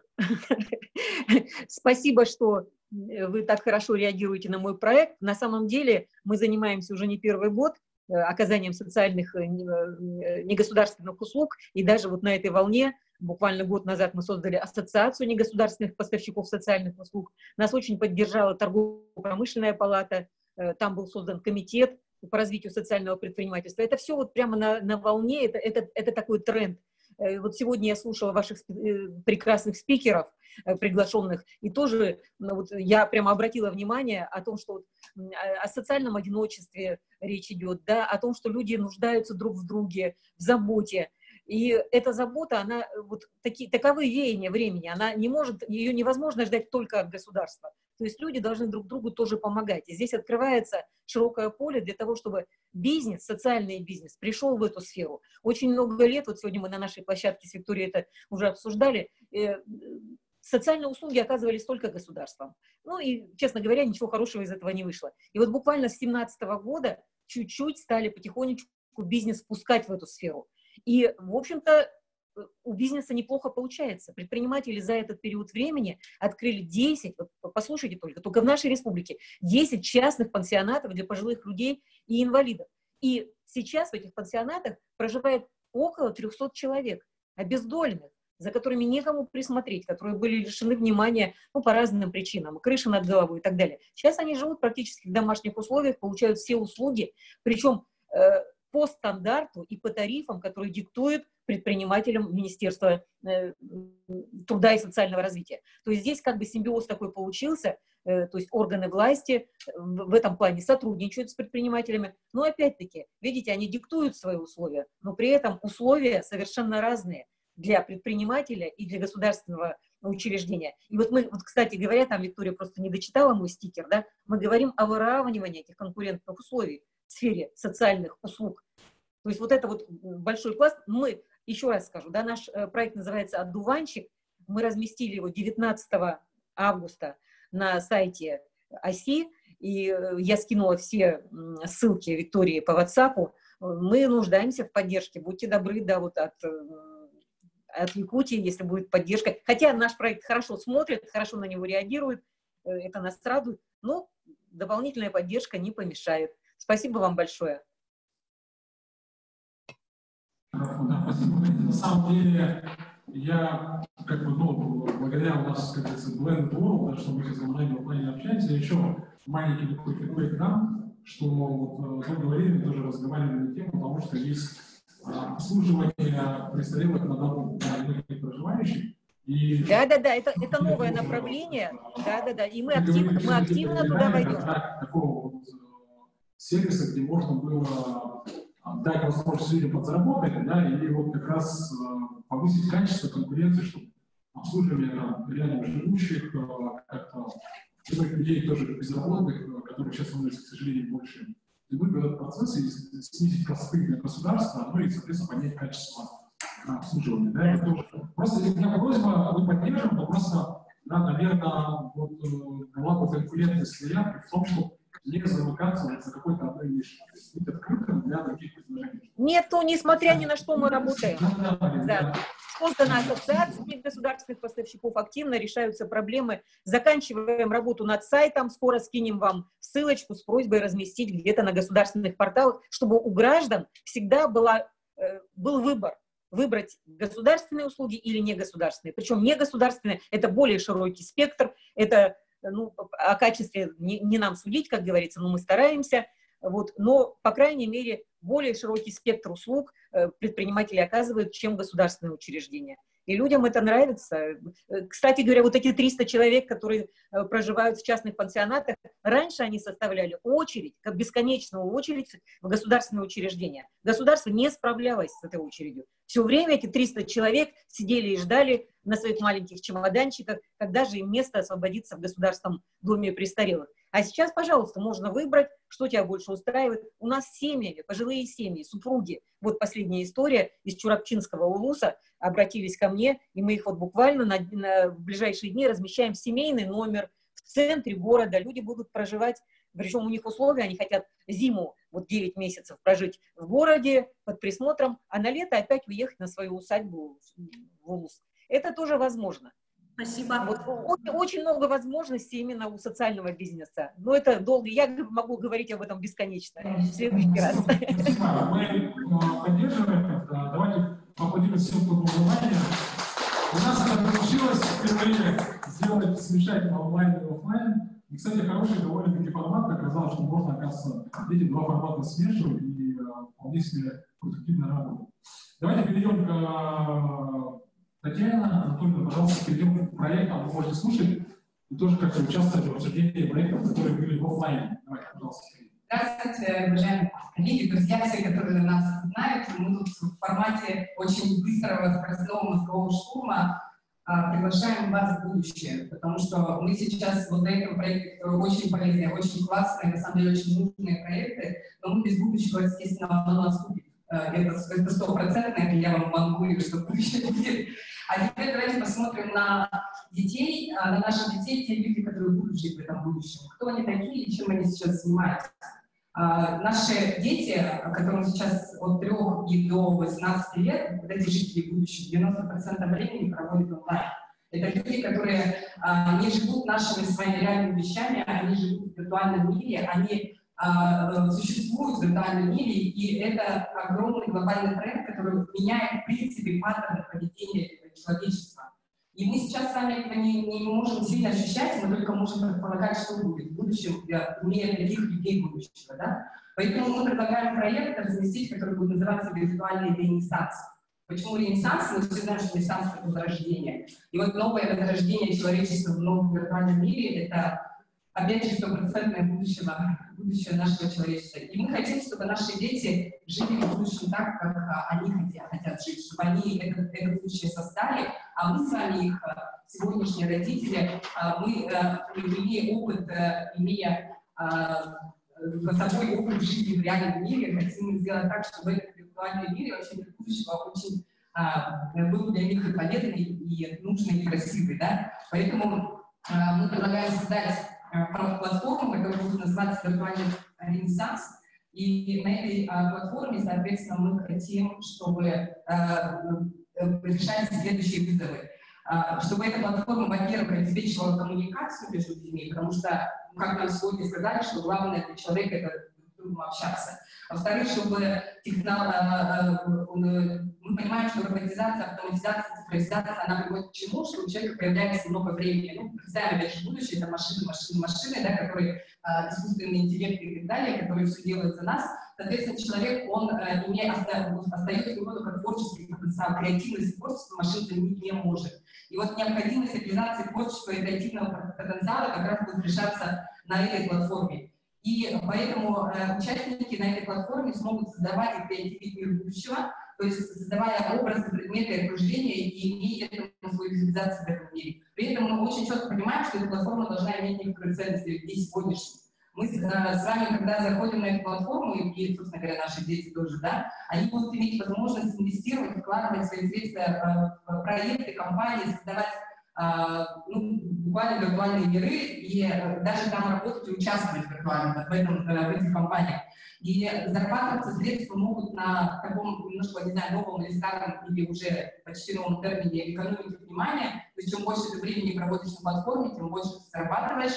И эти средства как раз могут быть инвестированы в эти компании и проекты, которые каждый человек хочет создать. Ну, по сути, мы говорим о краудфандинге и краудсорсинге. То есть когда проект за счет средств этих участников финансируется, либо участники вкладываются своим трудом, своим потенциалом, который они умеют делать. И в целом сегодняшнее сообщество таким образом будет создавать мир будущего. Поэтому результатом создания этого мира виртуальный ренессанс станет источник для скаутинга, для поиска и реализации решений по всем направлениям. То есть любой заказчик может зайти на эту платформу, увидеть, что вообще люди создали по любому направлению. Например, мы хотим что-то новое в городе сделать.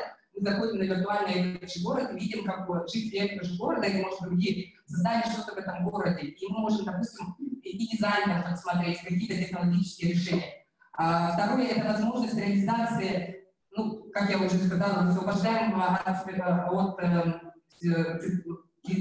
цифровизации, роботизации креативного потенциала сообщества, формирование у людей навыков цифрового взаимодействия между субъектами бизнеса, государства и индивидуума. И самая главная ценность для участников — это возможность влиять на реальный мир через цифровое действие. По сути, ну, вкратце хочу сказать, что это некая такая платформа, где человек может уже жить фактически в будущем и использовать все навыки, которые сейчас есть у детей. Все умеют играть, создавать виртуальные миры, но теперь уже настало время, чтобы виртуальный мир влиял на реальность. Все, спасибо. Вот такой проект мы придумали. Спасибо. Очень такой очень заход. На самом деле, понятно, что эти гипотезы тоже надо проверять. Но единственное, что мне очень понравилось, что ну, я не знаю, нужно делать это с нуля или склонить там такие платформы, как Minecraft или Fortnite, ну, которые здесь уже есть куча пользователей, склонить как раз к теме вот этих решений. Да? Мне даже почему-то в голову сейчас пришел немножко другой фидбэк на проект, что делать виртуальный manufacturing, да, то есть отдавать возможности людям что-то производить виртуально. То есть, это тоже мы слышим. Да, то есть это как-то... Ну, как-то надо чуть-чуть попытаться это изменить. Я не писал, пробую. Ну, то есть, немножко рассылка, мне кажется, да, сфокусироваться на какую-то продвинуть какие-то... Очень кнопку нажимать, как править? Нет, ну, допустим, нет. У меня, допустим, давно был такой вопрос, да, у меня сын давно в Майнкрафте, да, и там строят целые города, дома, там, толпой заходят, там, копии делают, да, они возможности распечатать. Сделать проект дома, там, смотрим, говорит, папа, я вот сделал проект, допустим, наш дом, ну, там, прямо, там, мебель ставят, там, этажи, очень классно спроектировал дом. То есть он прямо его убирает, и распечатать, это в Майнкрафте нет возможности просто принт сделать, что этот проект распечатать, что принт отдать, ему, типа, проектант вот сделать, такой дом, он мне сын нарисовал. Нет такой возможности. Почему нет, я не знаю. Хотя я думаю, что там вот как раз краудсорсинг, потому что набили целые города, которые делают, да, не знаю, почему это не происходит. Хорошо, спасибо. Ребята, следующий. Да, образование. Вам помочь? Давайте.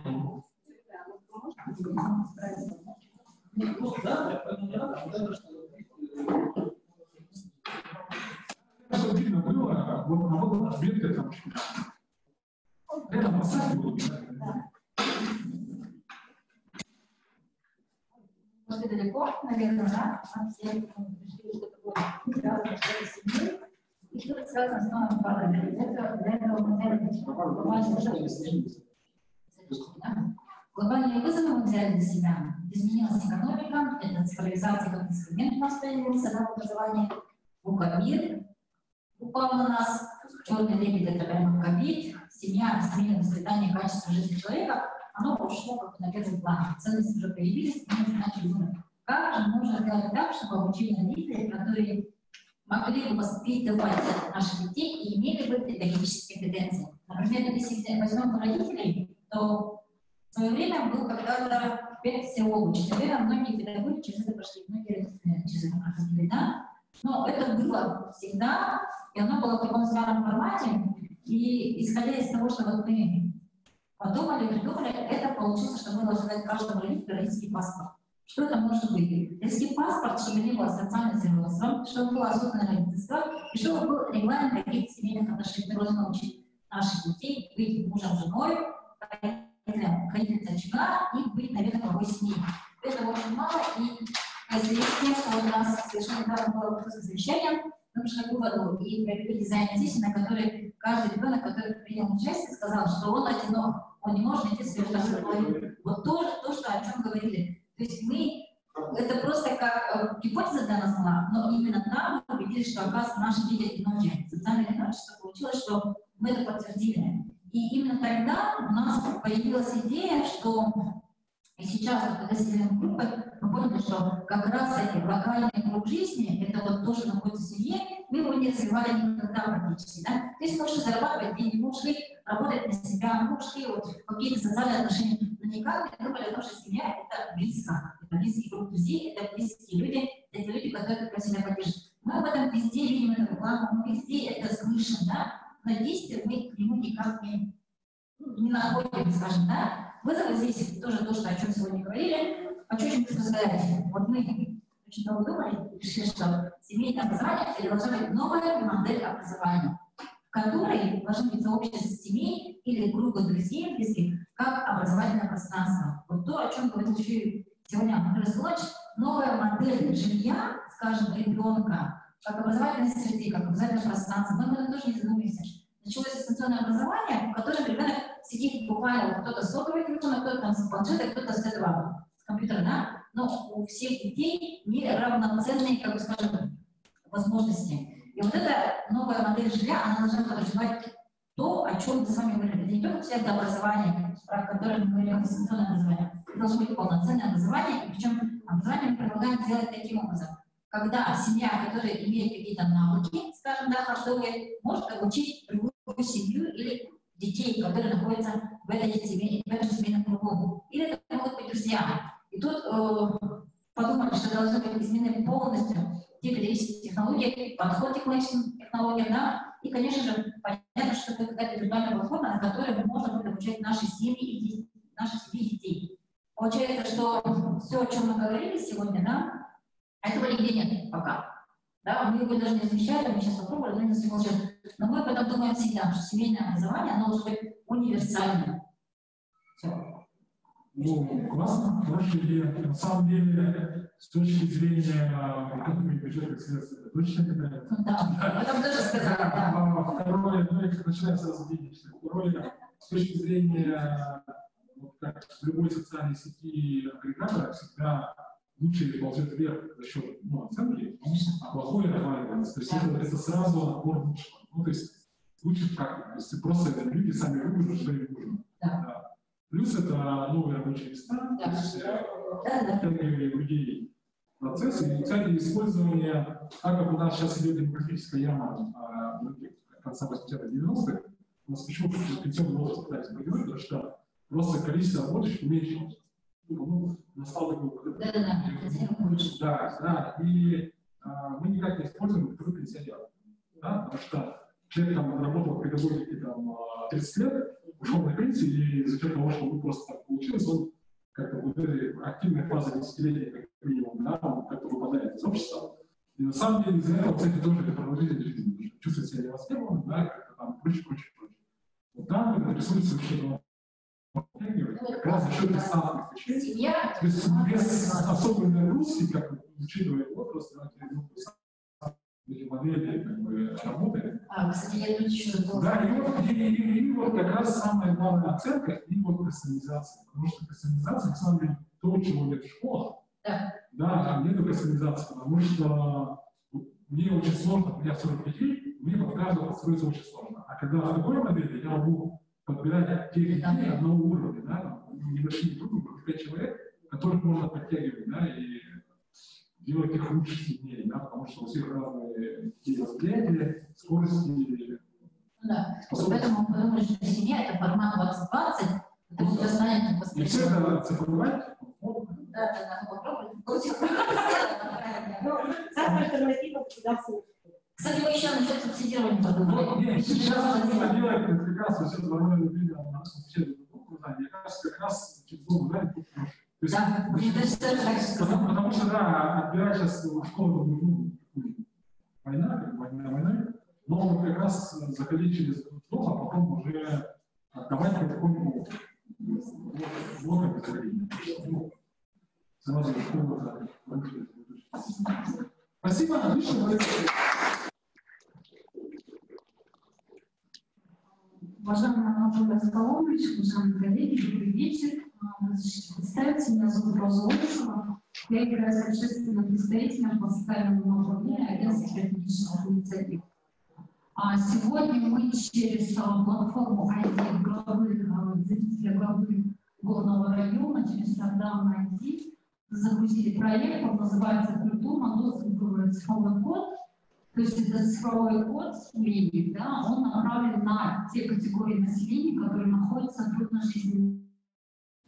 Это получается, мы хотим объединить на этой платформе социальные учреждения на примере, то есть мы берем наш регион, Республику Саха-Якутия, да, и горный вуз. То есть мы опробируем и доказываем свою гипотезу. То есть те учреждения, которые... Коллеги, можно пишем? То есть мы объединяем социальные учреждения, которые направлены на сохранение и поддержку семейной формы тех людей, которые находятся в трудной жизненной ситуации. Значит, проект, он носит амбициозный характер, да? Мы в дальнейшем хотим его масштабировать до федерального уровня и рассчитываем на поддержку Министерства труда и социального развития Российской Федерации. На наш взгляд, почему мы именно обозначили код, да? Потому что это код, который мы можем трансформировать в новые повестки стратегических инноваций в сфере социальной политики и внедрять ее в ключевые механизмы становления социально-экономической политики в целом. То есть получается, что мы сейчас с учетом вызовов нового времени COVID-19 должны отвечать тем требованиям, которые мы в этой стезе должны трансформировать в представление социальных услуг в этой сфере. Спасибо за внимание. Да. То есть, в принципе, я слышал вас, что, ну, проблематику слышал, все-таки, если как уже как проект, да, то есть, все-таки, во-первых, какую боль мы решаем, и вот, ну, буквально в 3 словах, вот, какие действия будут принимать, что это будет, то есть это какая-то платформа, которая что-то будет, ну, сейчас чуть ли пока не доехал. Да? Значит, вот если брать на практическом примере, да, наши, допустим, прямые эфиры, которые обычные органы исполнительной власти, вот, люди не осведомлены о тех мерах поддержки, которые сейчас у нас президентом нашей страны очень сильно пропагандируются. То есть это меры по выплатам и так далее, да? На какие права и какая вот есть у них социальные гарантии, да? И какая помощь от государства им предоставляется.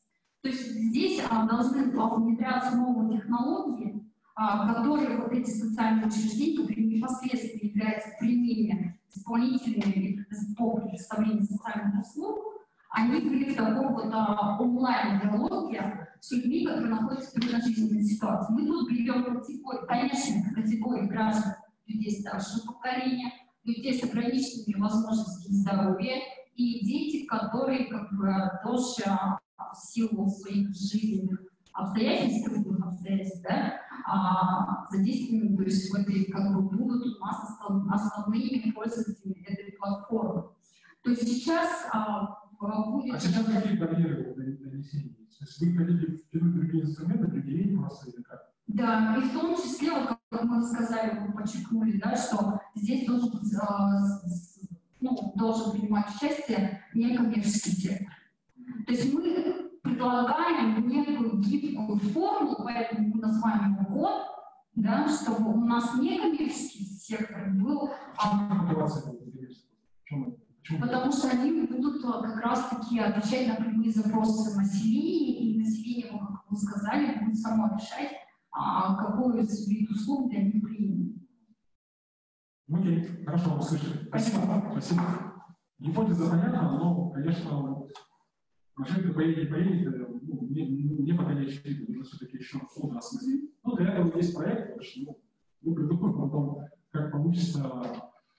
Ну, коллеги, давайте подведем итоги, да, Иван? Да, в принципе, ну, во-первых, хочу поблагодарить всех за активное участие. У нас народ отвалился либо в онлайне, народ либо в офлайне. Это на самом деле нормально.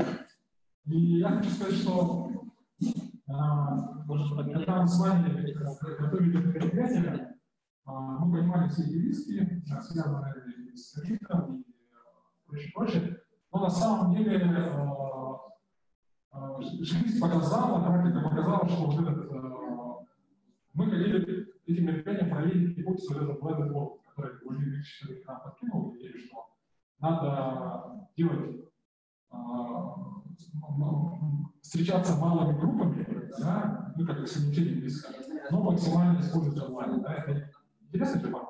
В принципе, я думаю, что практика это показала, что я думаю, что и образование сейчас к этому придет, что будут какие-то небольшие группы в классах, да, и кто-то хочет, кто-то онлайн, да, и в принципе вот миксом решать это все, потому что, еще раз говорю, мой личный опыт этого 5-месячного или 4-месячного онлайна показал, что онлайн, конечно, дает супер новые возможности, но опять же, без живого общения, правильно Сергей лучше сказал, и Оскар там, это на самом деле действительно одиночество.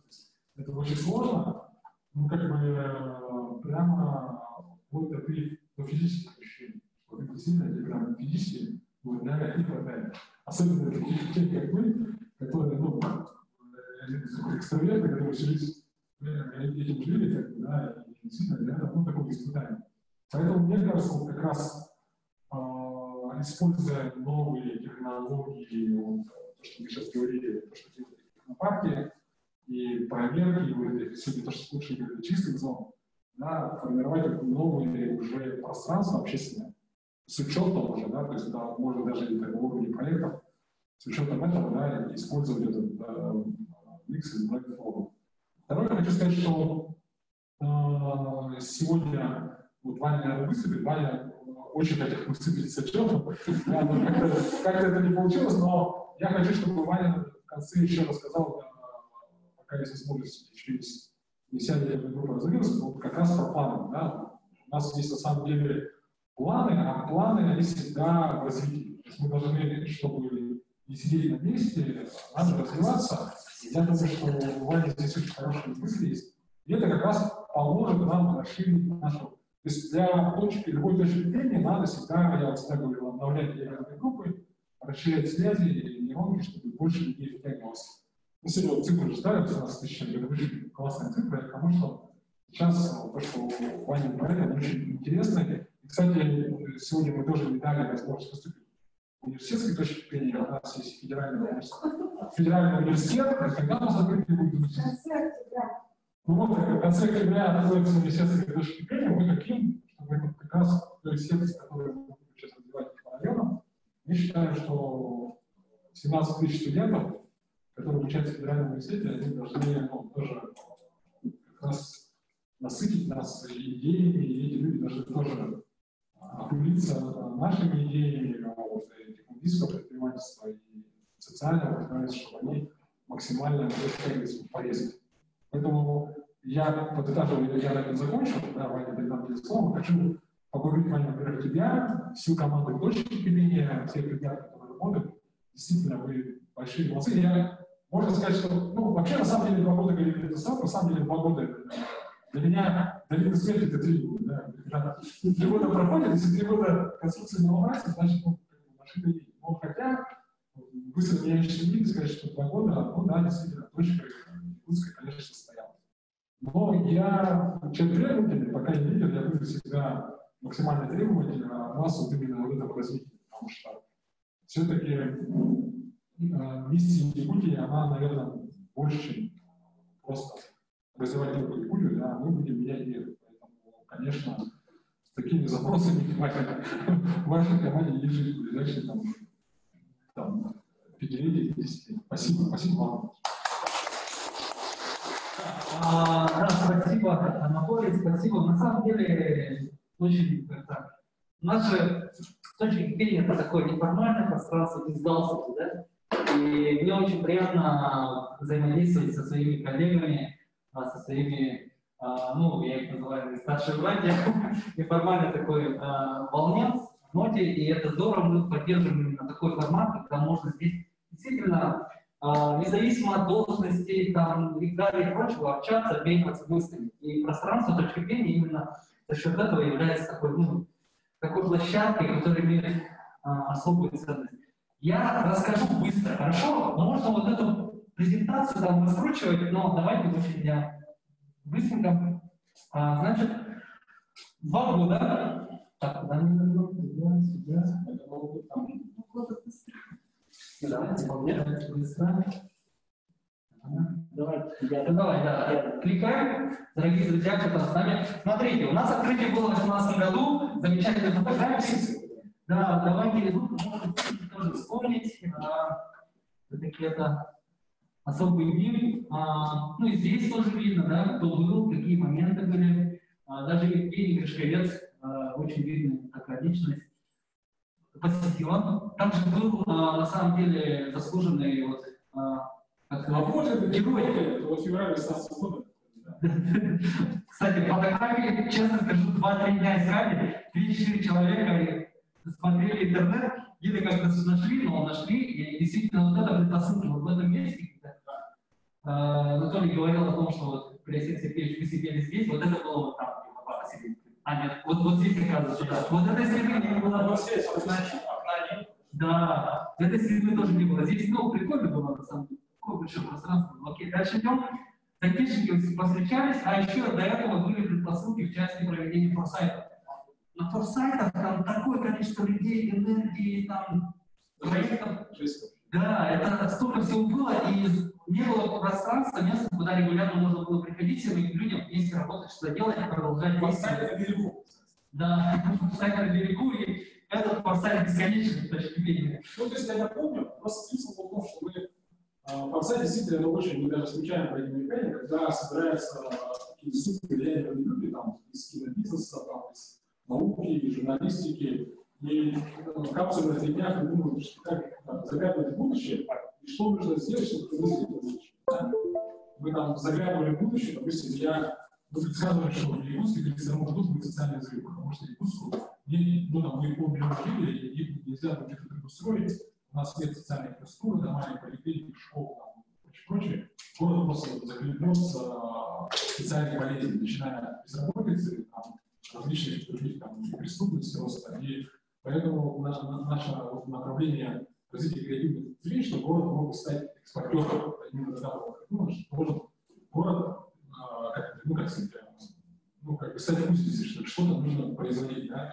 Так как у нас научная, скажем так, культурная столица, да, финансовая столица, да, то есть исторически ничего не производили, вот как раз тема креативных индустрий, развития IT-направлений, как раз было принято там. И вот в чем была проблема, что то есть ты придумал на корабле, а дальше что? Нужно было место общения после корабля, чтобы вот, ну, как бы те договоренности, которые достигнуты на форсайте, нужно потом продолжать, допустим, или вышла с программы на изменение общественных пространств, вот, собирать там архитекторов и дизайнеров. Вот так это Дальневосточный. Хотя, если честно, в 2017 году, когда мы были на обучении в России, наша называлась точка снежных рычагов. Мы придумали снежников, что мы придумали идеи, но коллеги из России, уже слышали, они сказали, нет, мы уже такое пространство придумали, это точка кипения, это не будет снежником. Черт, хотя для нас снежником был ближе, как бы из Якутии. Поэтому действительно вот форсайт, когда Владимир Ильич в 2014 году приехал в Якутию впервые, он просто работал в России, и никто не знал, что через 4 года буквально он станет председателем правительства. Да? Или вот Алексей Сергеевич будет главой республики, или я буду министром финансов. Ну, то есть очень многие люди, кто вот сейчас можно в разных фактах смотреть, там Женя Григорьев стал замом мэра города, он там просто занимался многоэтажными гаражами. Ну и многие ребята, которые просто были активны, даже, может быть, не пришли в власть, да, а именно реализовывали какие-то проекты. И вот на самом деле, это, как, кстати, сегодня как запрос, будет, вот сейчас форсайт уже не стало практически, да, хотя я думаю, что раз в 5 лет, вот тогда мы делали 14 раз, может быть, даже раз в 3 года, по идее, надо было на 20 году, если не пандемия, можно на 21 год такие связки делать. Потому что если мы год назад до пандемии думали, что будет так, сейчас это на самом деле как все перепутались. На самом деле, вот, мы когда с Алексеем Сергеевичем обсуждали вот, идеи, я ему просил вот этого, я говорю, ну, не хватает форсайта, почему бы лучше позвали сегодня, пытались вот как-то заглянуть в будущее, потому что переосмысления, честно, даже для господи нет. На самом деле мы живем в старой парадигме, вот недавно была сессия правительства, да, как раз вот, типа, у нас не хватает там 20 миллиардов рублей. Я говорю, вам всегда не хватает рублей. Пока мы живем программой целевым методом, просто отраслевым принципом, мы же не живем в плановой экономике, на самом деле, до сих пор. Мы забиваем деньги в бюджет и просто думаем, как их расходовать. И каждый министр тянет одеяло на свою сторону, потому что ну, каждый хочет как-то сохраниться. Хотя мы должны межотраслевое взаимодействие, должны отходить от программы целевого, отраслевого подхода. И каждый тянет одеяло. Это, ну, это как сказать, это вот рак шоколада, вот одна и та же история, которая, как, не знаю, как всегда повторяется. Нам нужно просто ну, отходить от этого, и здесь нужно, говорю же, какой-то, если не форсайт, какой-то другой подход нужен. Абсолютно свежий взгляд, свежий подход, потому что это вопрос выживания. Потому что если мы сейчас так и сделаем, это скатится, ну, через 10 лет это будет, опять же, такая ну, глобальнейшая проблема для людей.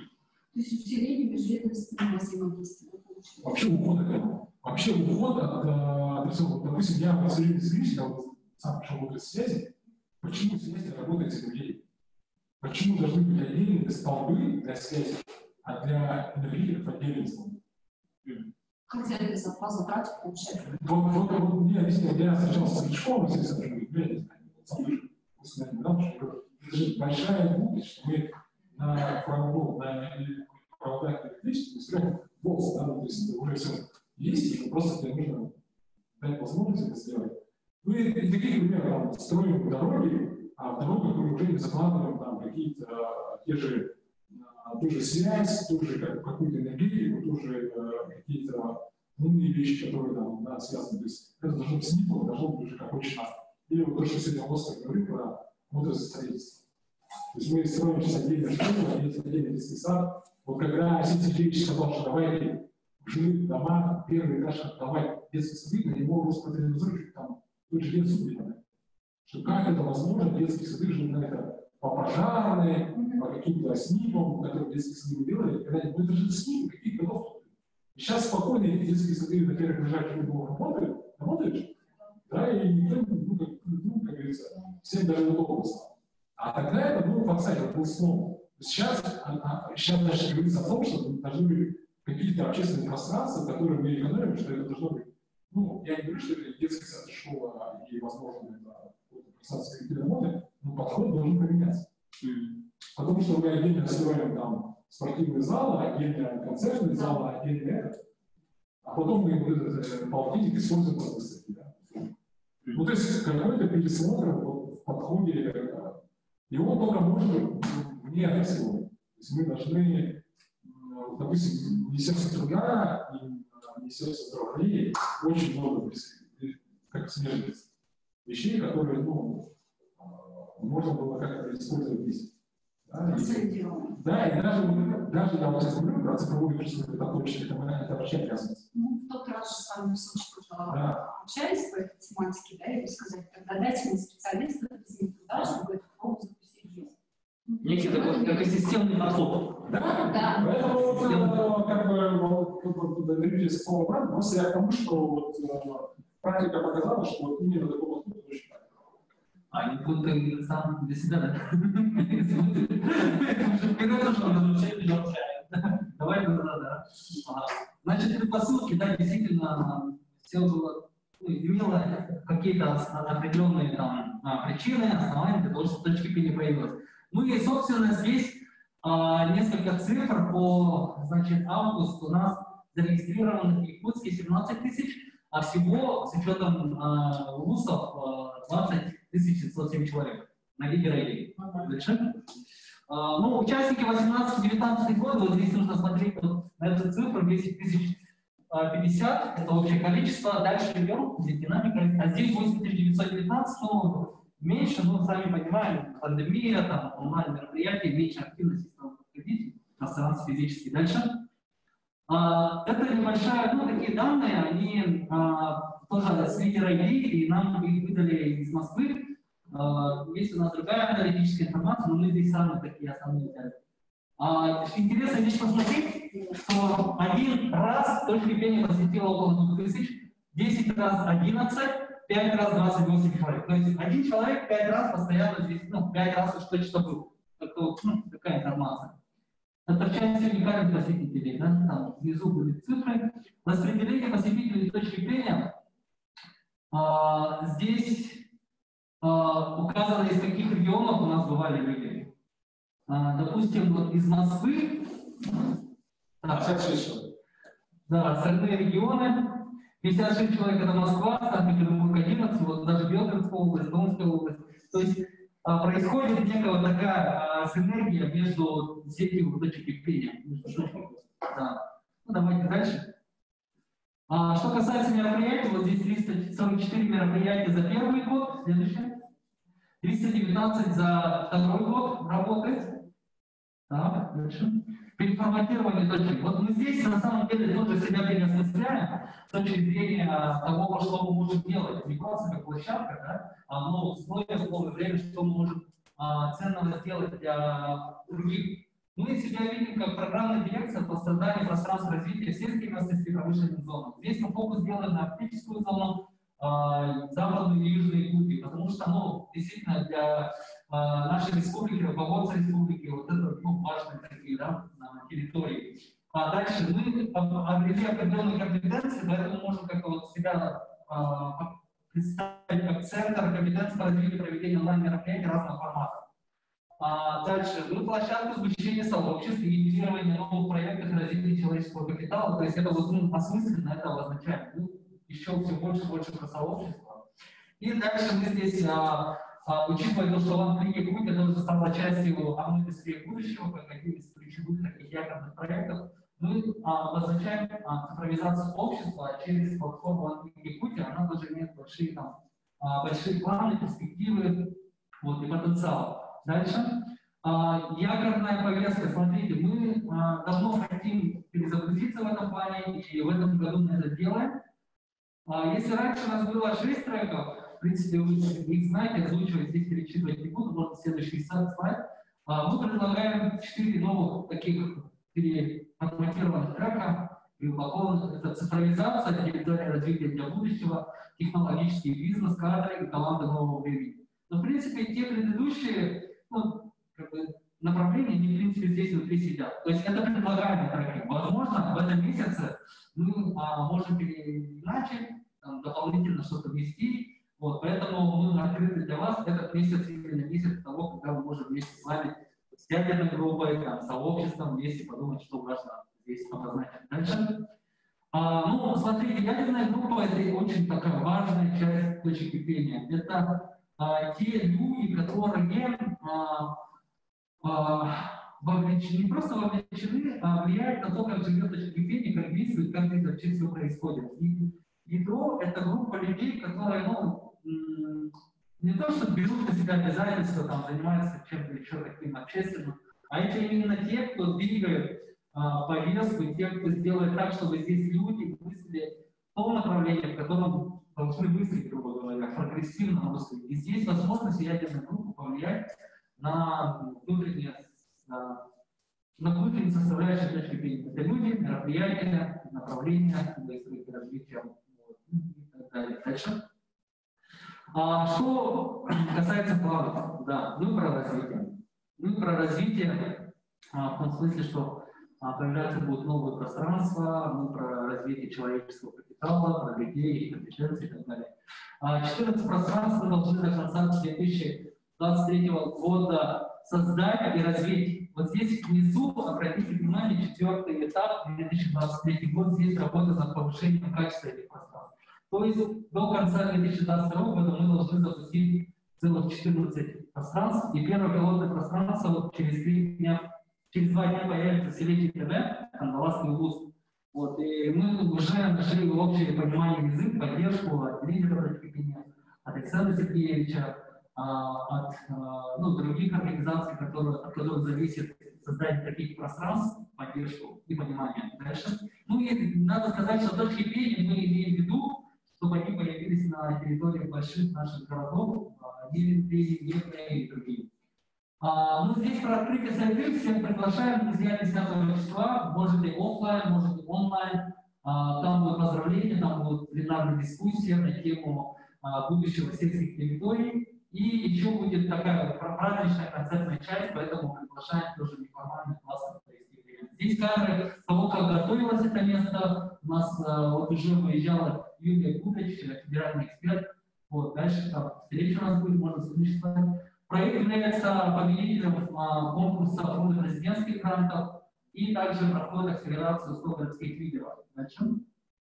Дизайн пространства сделали. Дальше. Здесь два помещения, коуворкинг зона, вот, и переговорные. Значит, уже встречи проходили, уже это после ремонта с мебелью, почти все готово. Дальше. Здесь мы говорим про возможности для пользователей. До этого тоже, информация была для кого это вообще пространство. В части возможностей здесь открытый диалог, да, с представителями разных сфер деятельности.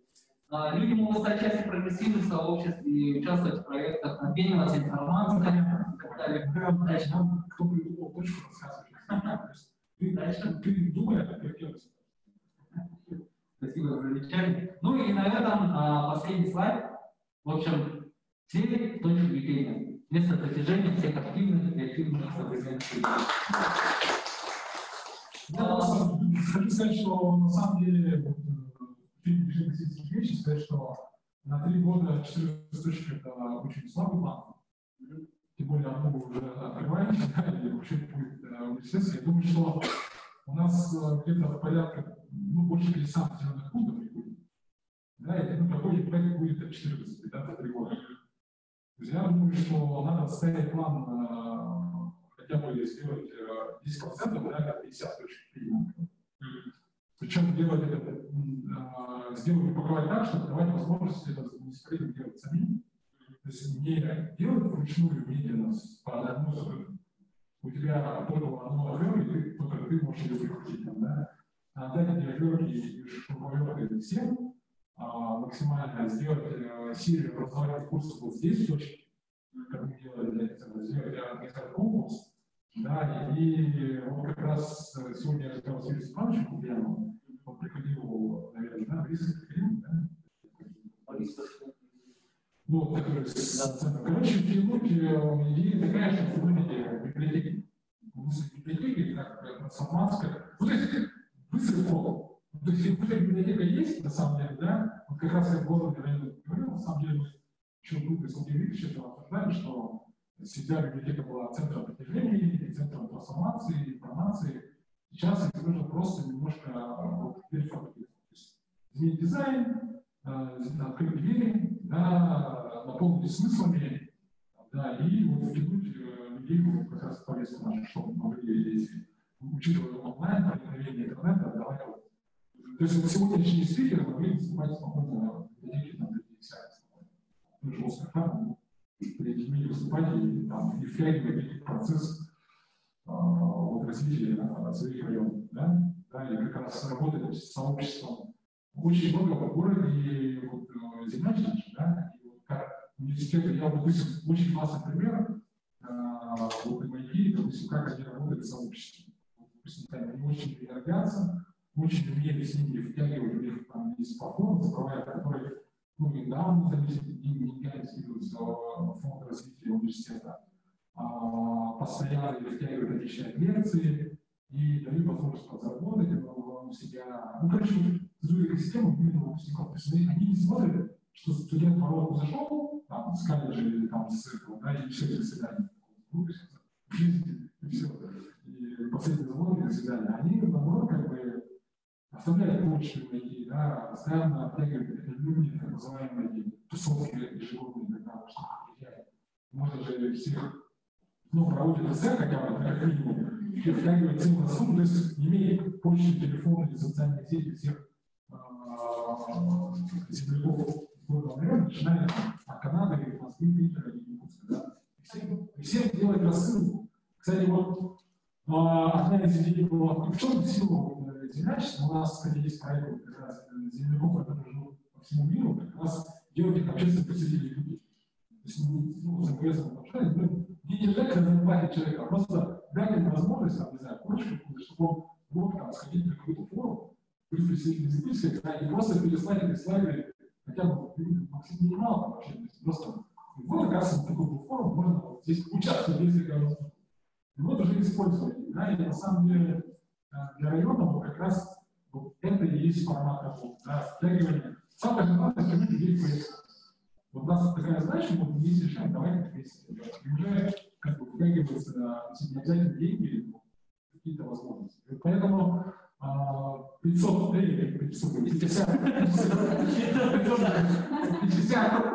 мне кажется, это у нас хороший план, а с точки зрения работы пространственного управления мы сегодня уже не смотрели, поставим насчет того, чтобы придать много смысла точки. То есть как раз университетская образование можно с ними как-то поработать, потому что пандемия показала, что на самом деле инфраструктура, да, вот как бы, ну, не всегда решает.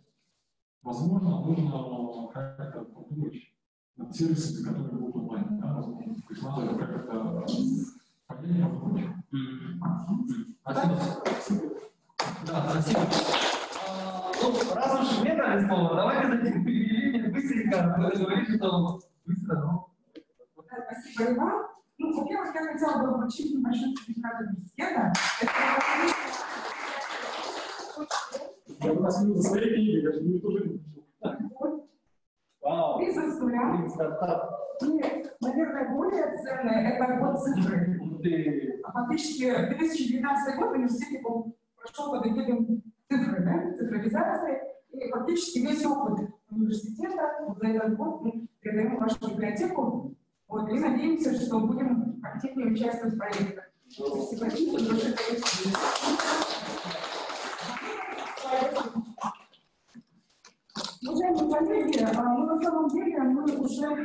к открытию точки фактически с 2012 года на летнем острове на глобальном образовательном лице подписали меморандум по подписке, да, на сервисные такие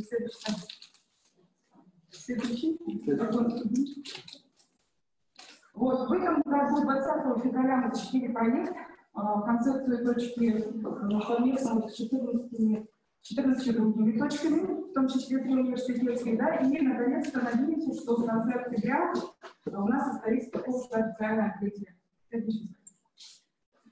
Ну, здесь кратко я останавливаюсь не буду, да, на самом деле, вот сейчас формат университетской точки активно развивается, да, и у нас основная целевая аудитория это не только студенты и преподаватели, но и наши партнеры, в том числе индустриальные, социальные, да, и, конечно же, руководство университета. У нас основная задача – это все-таки трансформация университета, внедрение новых образовательных программ и продуктов. Следующий слайд. По основным направлениям работы точки, да, вот здесь спасибо, да, вот Анатолию и Ивану, да, что, в принципе, у нас уже есть, да, такая договоренность предварительная, что мы повестку точки будем обсуждать.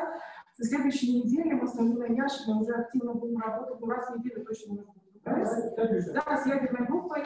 Вот, и, конечно же, хотелось бы определить и по рынкам, и по слотам, и по внутренним трекам. И я вот прямо жду Ивана, чтобы посмотреть пространство, смысловое наполнение, будет как-то решать вопрос. Следующий. Мы уже на базе точки кипения городской внесли свой маленький вклад в посещаемость, да, мы приземлили здесь второй этап нашего проектно-образовательного интенсива. Да, мы хотели бы поблагодарить IT-парк, технопарк вот, за поддержку в этом плане, что предоставили площадку. Следующий. Сейчас думаем, проводить ли в этом году. Вообще точка кипения будет базироваться у нас в корпусе факультета естественных наук. Следующий. Это помещение где-то вот 345,5 квадратных метров, да, более 10 миллионов вложил эндаумент фонд университета в архитектурное и, скажем так, организационное обеспечение. Я не скидывался в этом. Это может быть мои деньги. Вот. И в пространстве у нас запланирован большой конференц-зал, малый конференц-зал, переговорная. И в том числе сейчас обсуждается вопрос, чтобы в качестве коворкинг-зоны оформить оранжерею, да, университета, то есть это далеко идущие планы. И на 3-м этаже мы соседствуем с домом научной коллаборации Соломона, который тоже активно участвует. Ну, кстати, это хорошо. Да, на самом деле здорово. Я думаю, что такое движение... А дендрарий не постоянно? Дендрарий не перед? В следующем году, ну, вопрос решается. Частично, может быть, даже в этом году. И вот кратко, вот наши уже, раньше у нас в слайдах были фотографии с дизайн-проекта, да, а теперь уже вот фактически пространство готово. Единственное, конечно, необходимо будет решить вопрос со смысловым наполнением. Поэтому, коллеги, приглашаю вас активно участвовать в формировании повестки нашей новой точки. Мы, соответственно, работаем со студентами и преподавателями университета. Спасибо.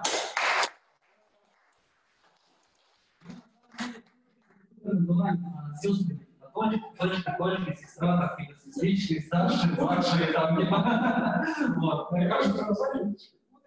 Да.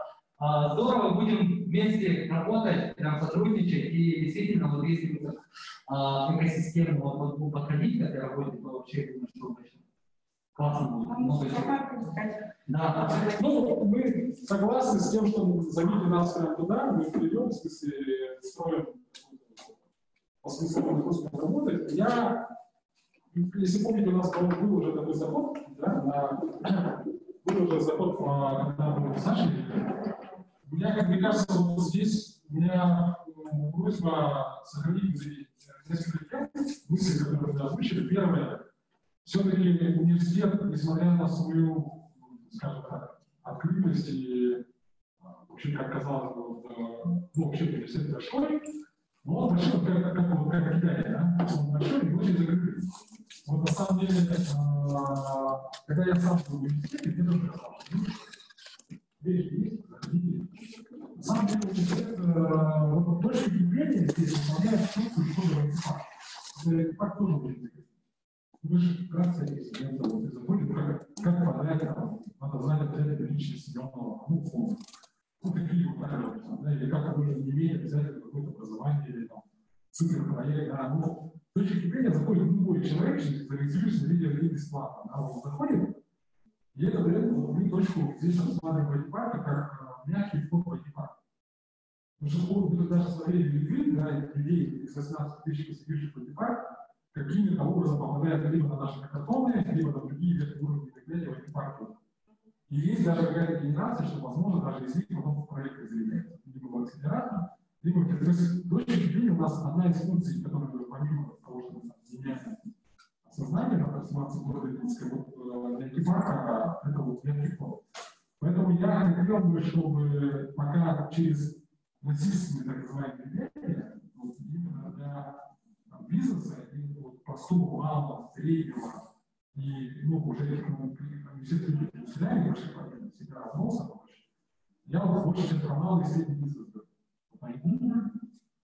Там, не знаю, просто какая-то вот, компания, не знаю, Роскоп, да, или вот стать точкой входа для соединения малого микро, малого среднего бизнеса, чтобы и конкретный список через Министерство предпринимательства, через развитие, приглашали прямо списком на мероприятия университета.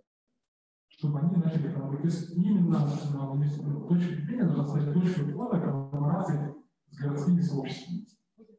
Да, университеты, потому что они, многие из них являются выпускниками, они должны, как клиентам, должны скидываться к нам, они должны стать заказчиком для наших научных разработок, чтобы не терять, потому что, чтобы им выживать, им нужно заниматься инновациями. А инновации дешевые, хорошие, доступные есть в университете.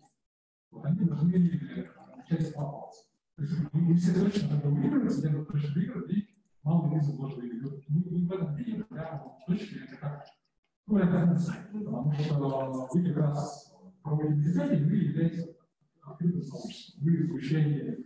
То есть не только внутри университета вы должны факультеты, да, это тоже но и вот с внешним миром. Именно тоже. И вторая задача, вот, которую вы когда-то обсуждали, нам казалось, что ну, одна из гипотез вот как раз, если говорить про НТИ, как раз сделать с точки складывания с президентами технопарка Епарка, и вот мы могли как раз в говорили про технологические предпринимательства. То есть начать вот, ребят втягивать. Потому что мы хотим вот эту воронку из заявок проекта, мы готовы, в общем, у вас будет кандидат на 30 времени, мы вот нашим акселератором технопарком, венчурной компанией, готовы тоже насильственным методом высаживать какие-то истории 5 план. Вот эти точно заготовки, точно вот эти перечисления различные стартап-школы и прочее, я поставлю задачу, когда мы занимаем, Камышу Александр Владимирович, там, чтобы они в календарный график исключали 5 глав. Потому что мы должны, ну, если поток проекта для нас с университетом, мы должны на него переявить. Потому что мы, ну, когда был Олег там, это было то, что мы приходили в кампус. Олег сейчас сами, мы не ходим в кампус. Ну, то есть некуда ходить. Вот, а есть совершенно как-то, ну, тяжелый стал, да, поэтому вот два таких от нас пожелания, да. Спасибо, Анатолий, за поддержку, за идеи. Вот мы, на самом деле, сегодня с Василием уже обсудили этот момент, да, и планируем, чтобы при точке кипения была создана университетская проектная школа, включая вот тот же самый технологический проект, да, и приземлить вот все мероприятия, да, наших партнеров. Да, здорово. И еще один момент, да, сейчас же разрабатывается программа развития университета, да, вот я сегодня с интересом послушала выступление Павла Души. Еще одна задача, которую хотелось бы вписать в повестку университетской точки, это устойчивое развитие. Устойчивое развитие, прямо сидит у нас вот, цель устойчивого развития ООН. Да, вот 17 целей устойчивого развития, и мы свои ключевые моменты тоже выделяем. Мы в этом рейтинге, ну, входим в Киричи. Киричи мы вообще вошли, да? Ну и в том числе помощь на 1000 плюс. Ну, потому что я очень долго, это огромная работа всего коллектива. Да, но в Киричи по влиянию на развитие региона, второй, по-моему, год, активно входим. Поэтому ссоры для нас цель устойчивого развития — это бла-бла-бла. И с Алиной Яшиной тоже этот вопрос обсуждаем как раз. Как писать наши все вопросы. Спасибо. Да, хорошо. Спасибо большое, Елена.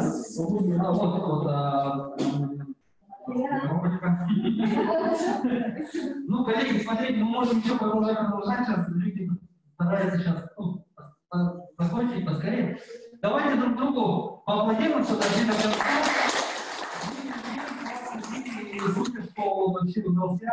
И большое спасибо нашему лидеру за поддержку в плане вообще наших идей, там, всего другого. До последнего обсуждали наши. Да, сердце идеи пришел, это тоже для нас на самом деле такой особенный момент. А мог и не прийти, грубо говоря, да? Вот. Ну что, давайте сфотографируемся. Смотрите, вот здесь 3 стула. Вот, с маской одеваем. Я думаю, что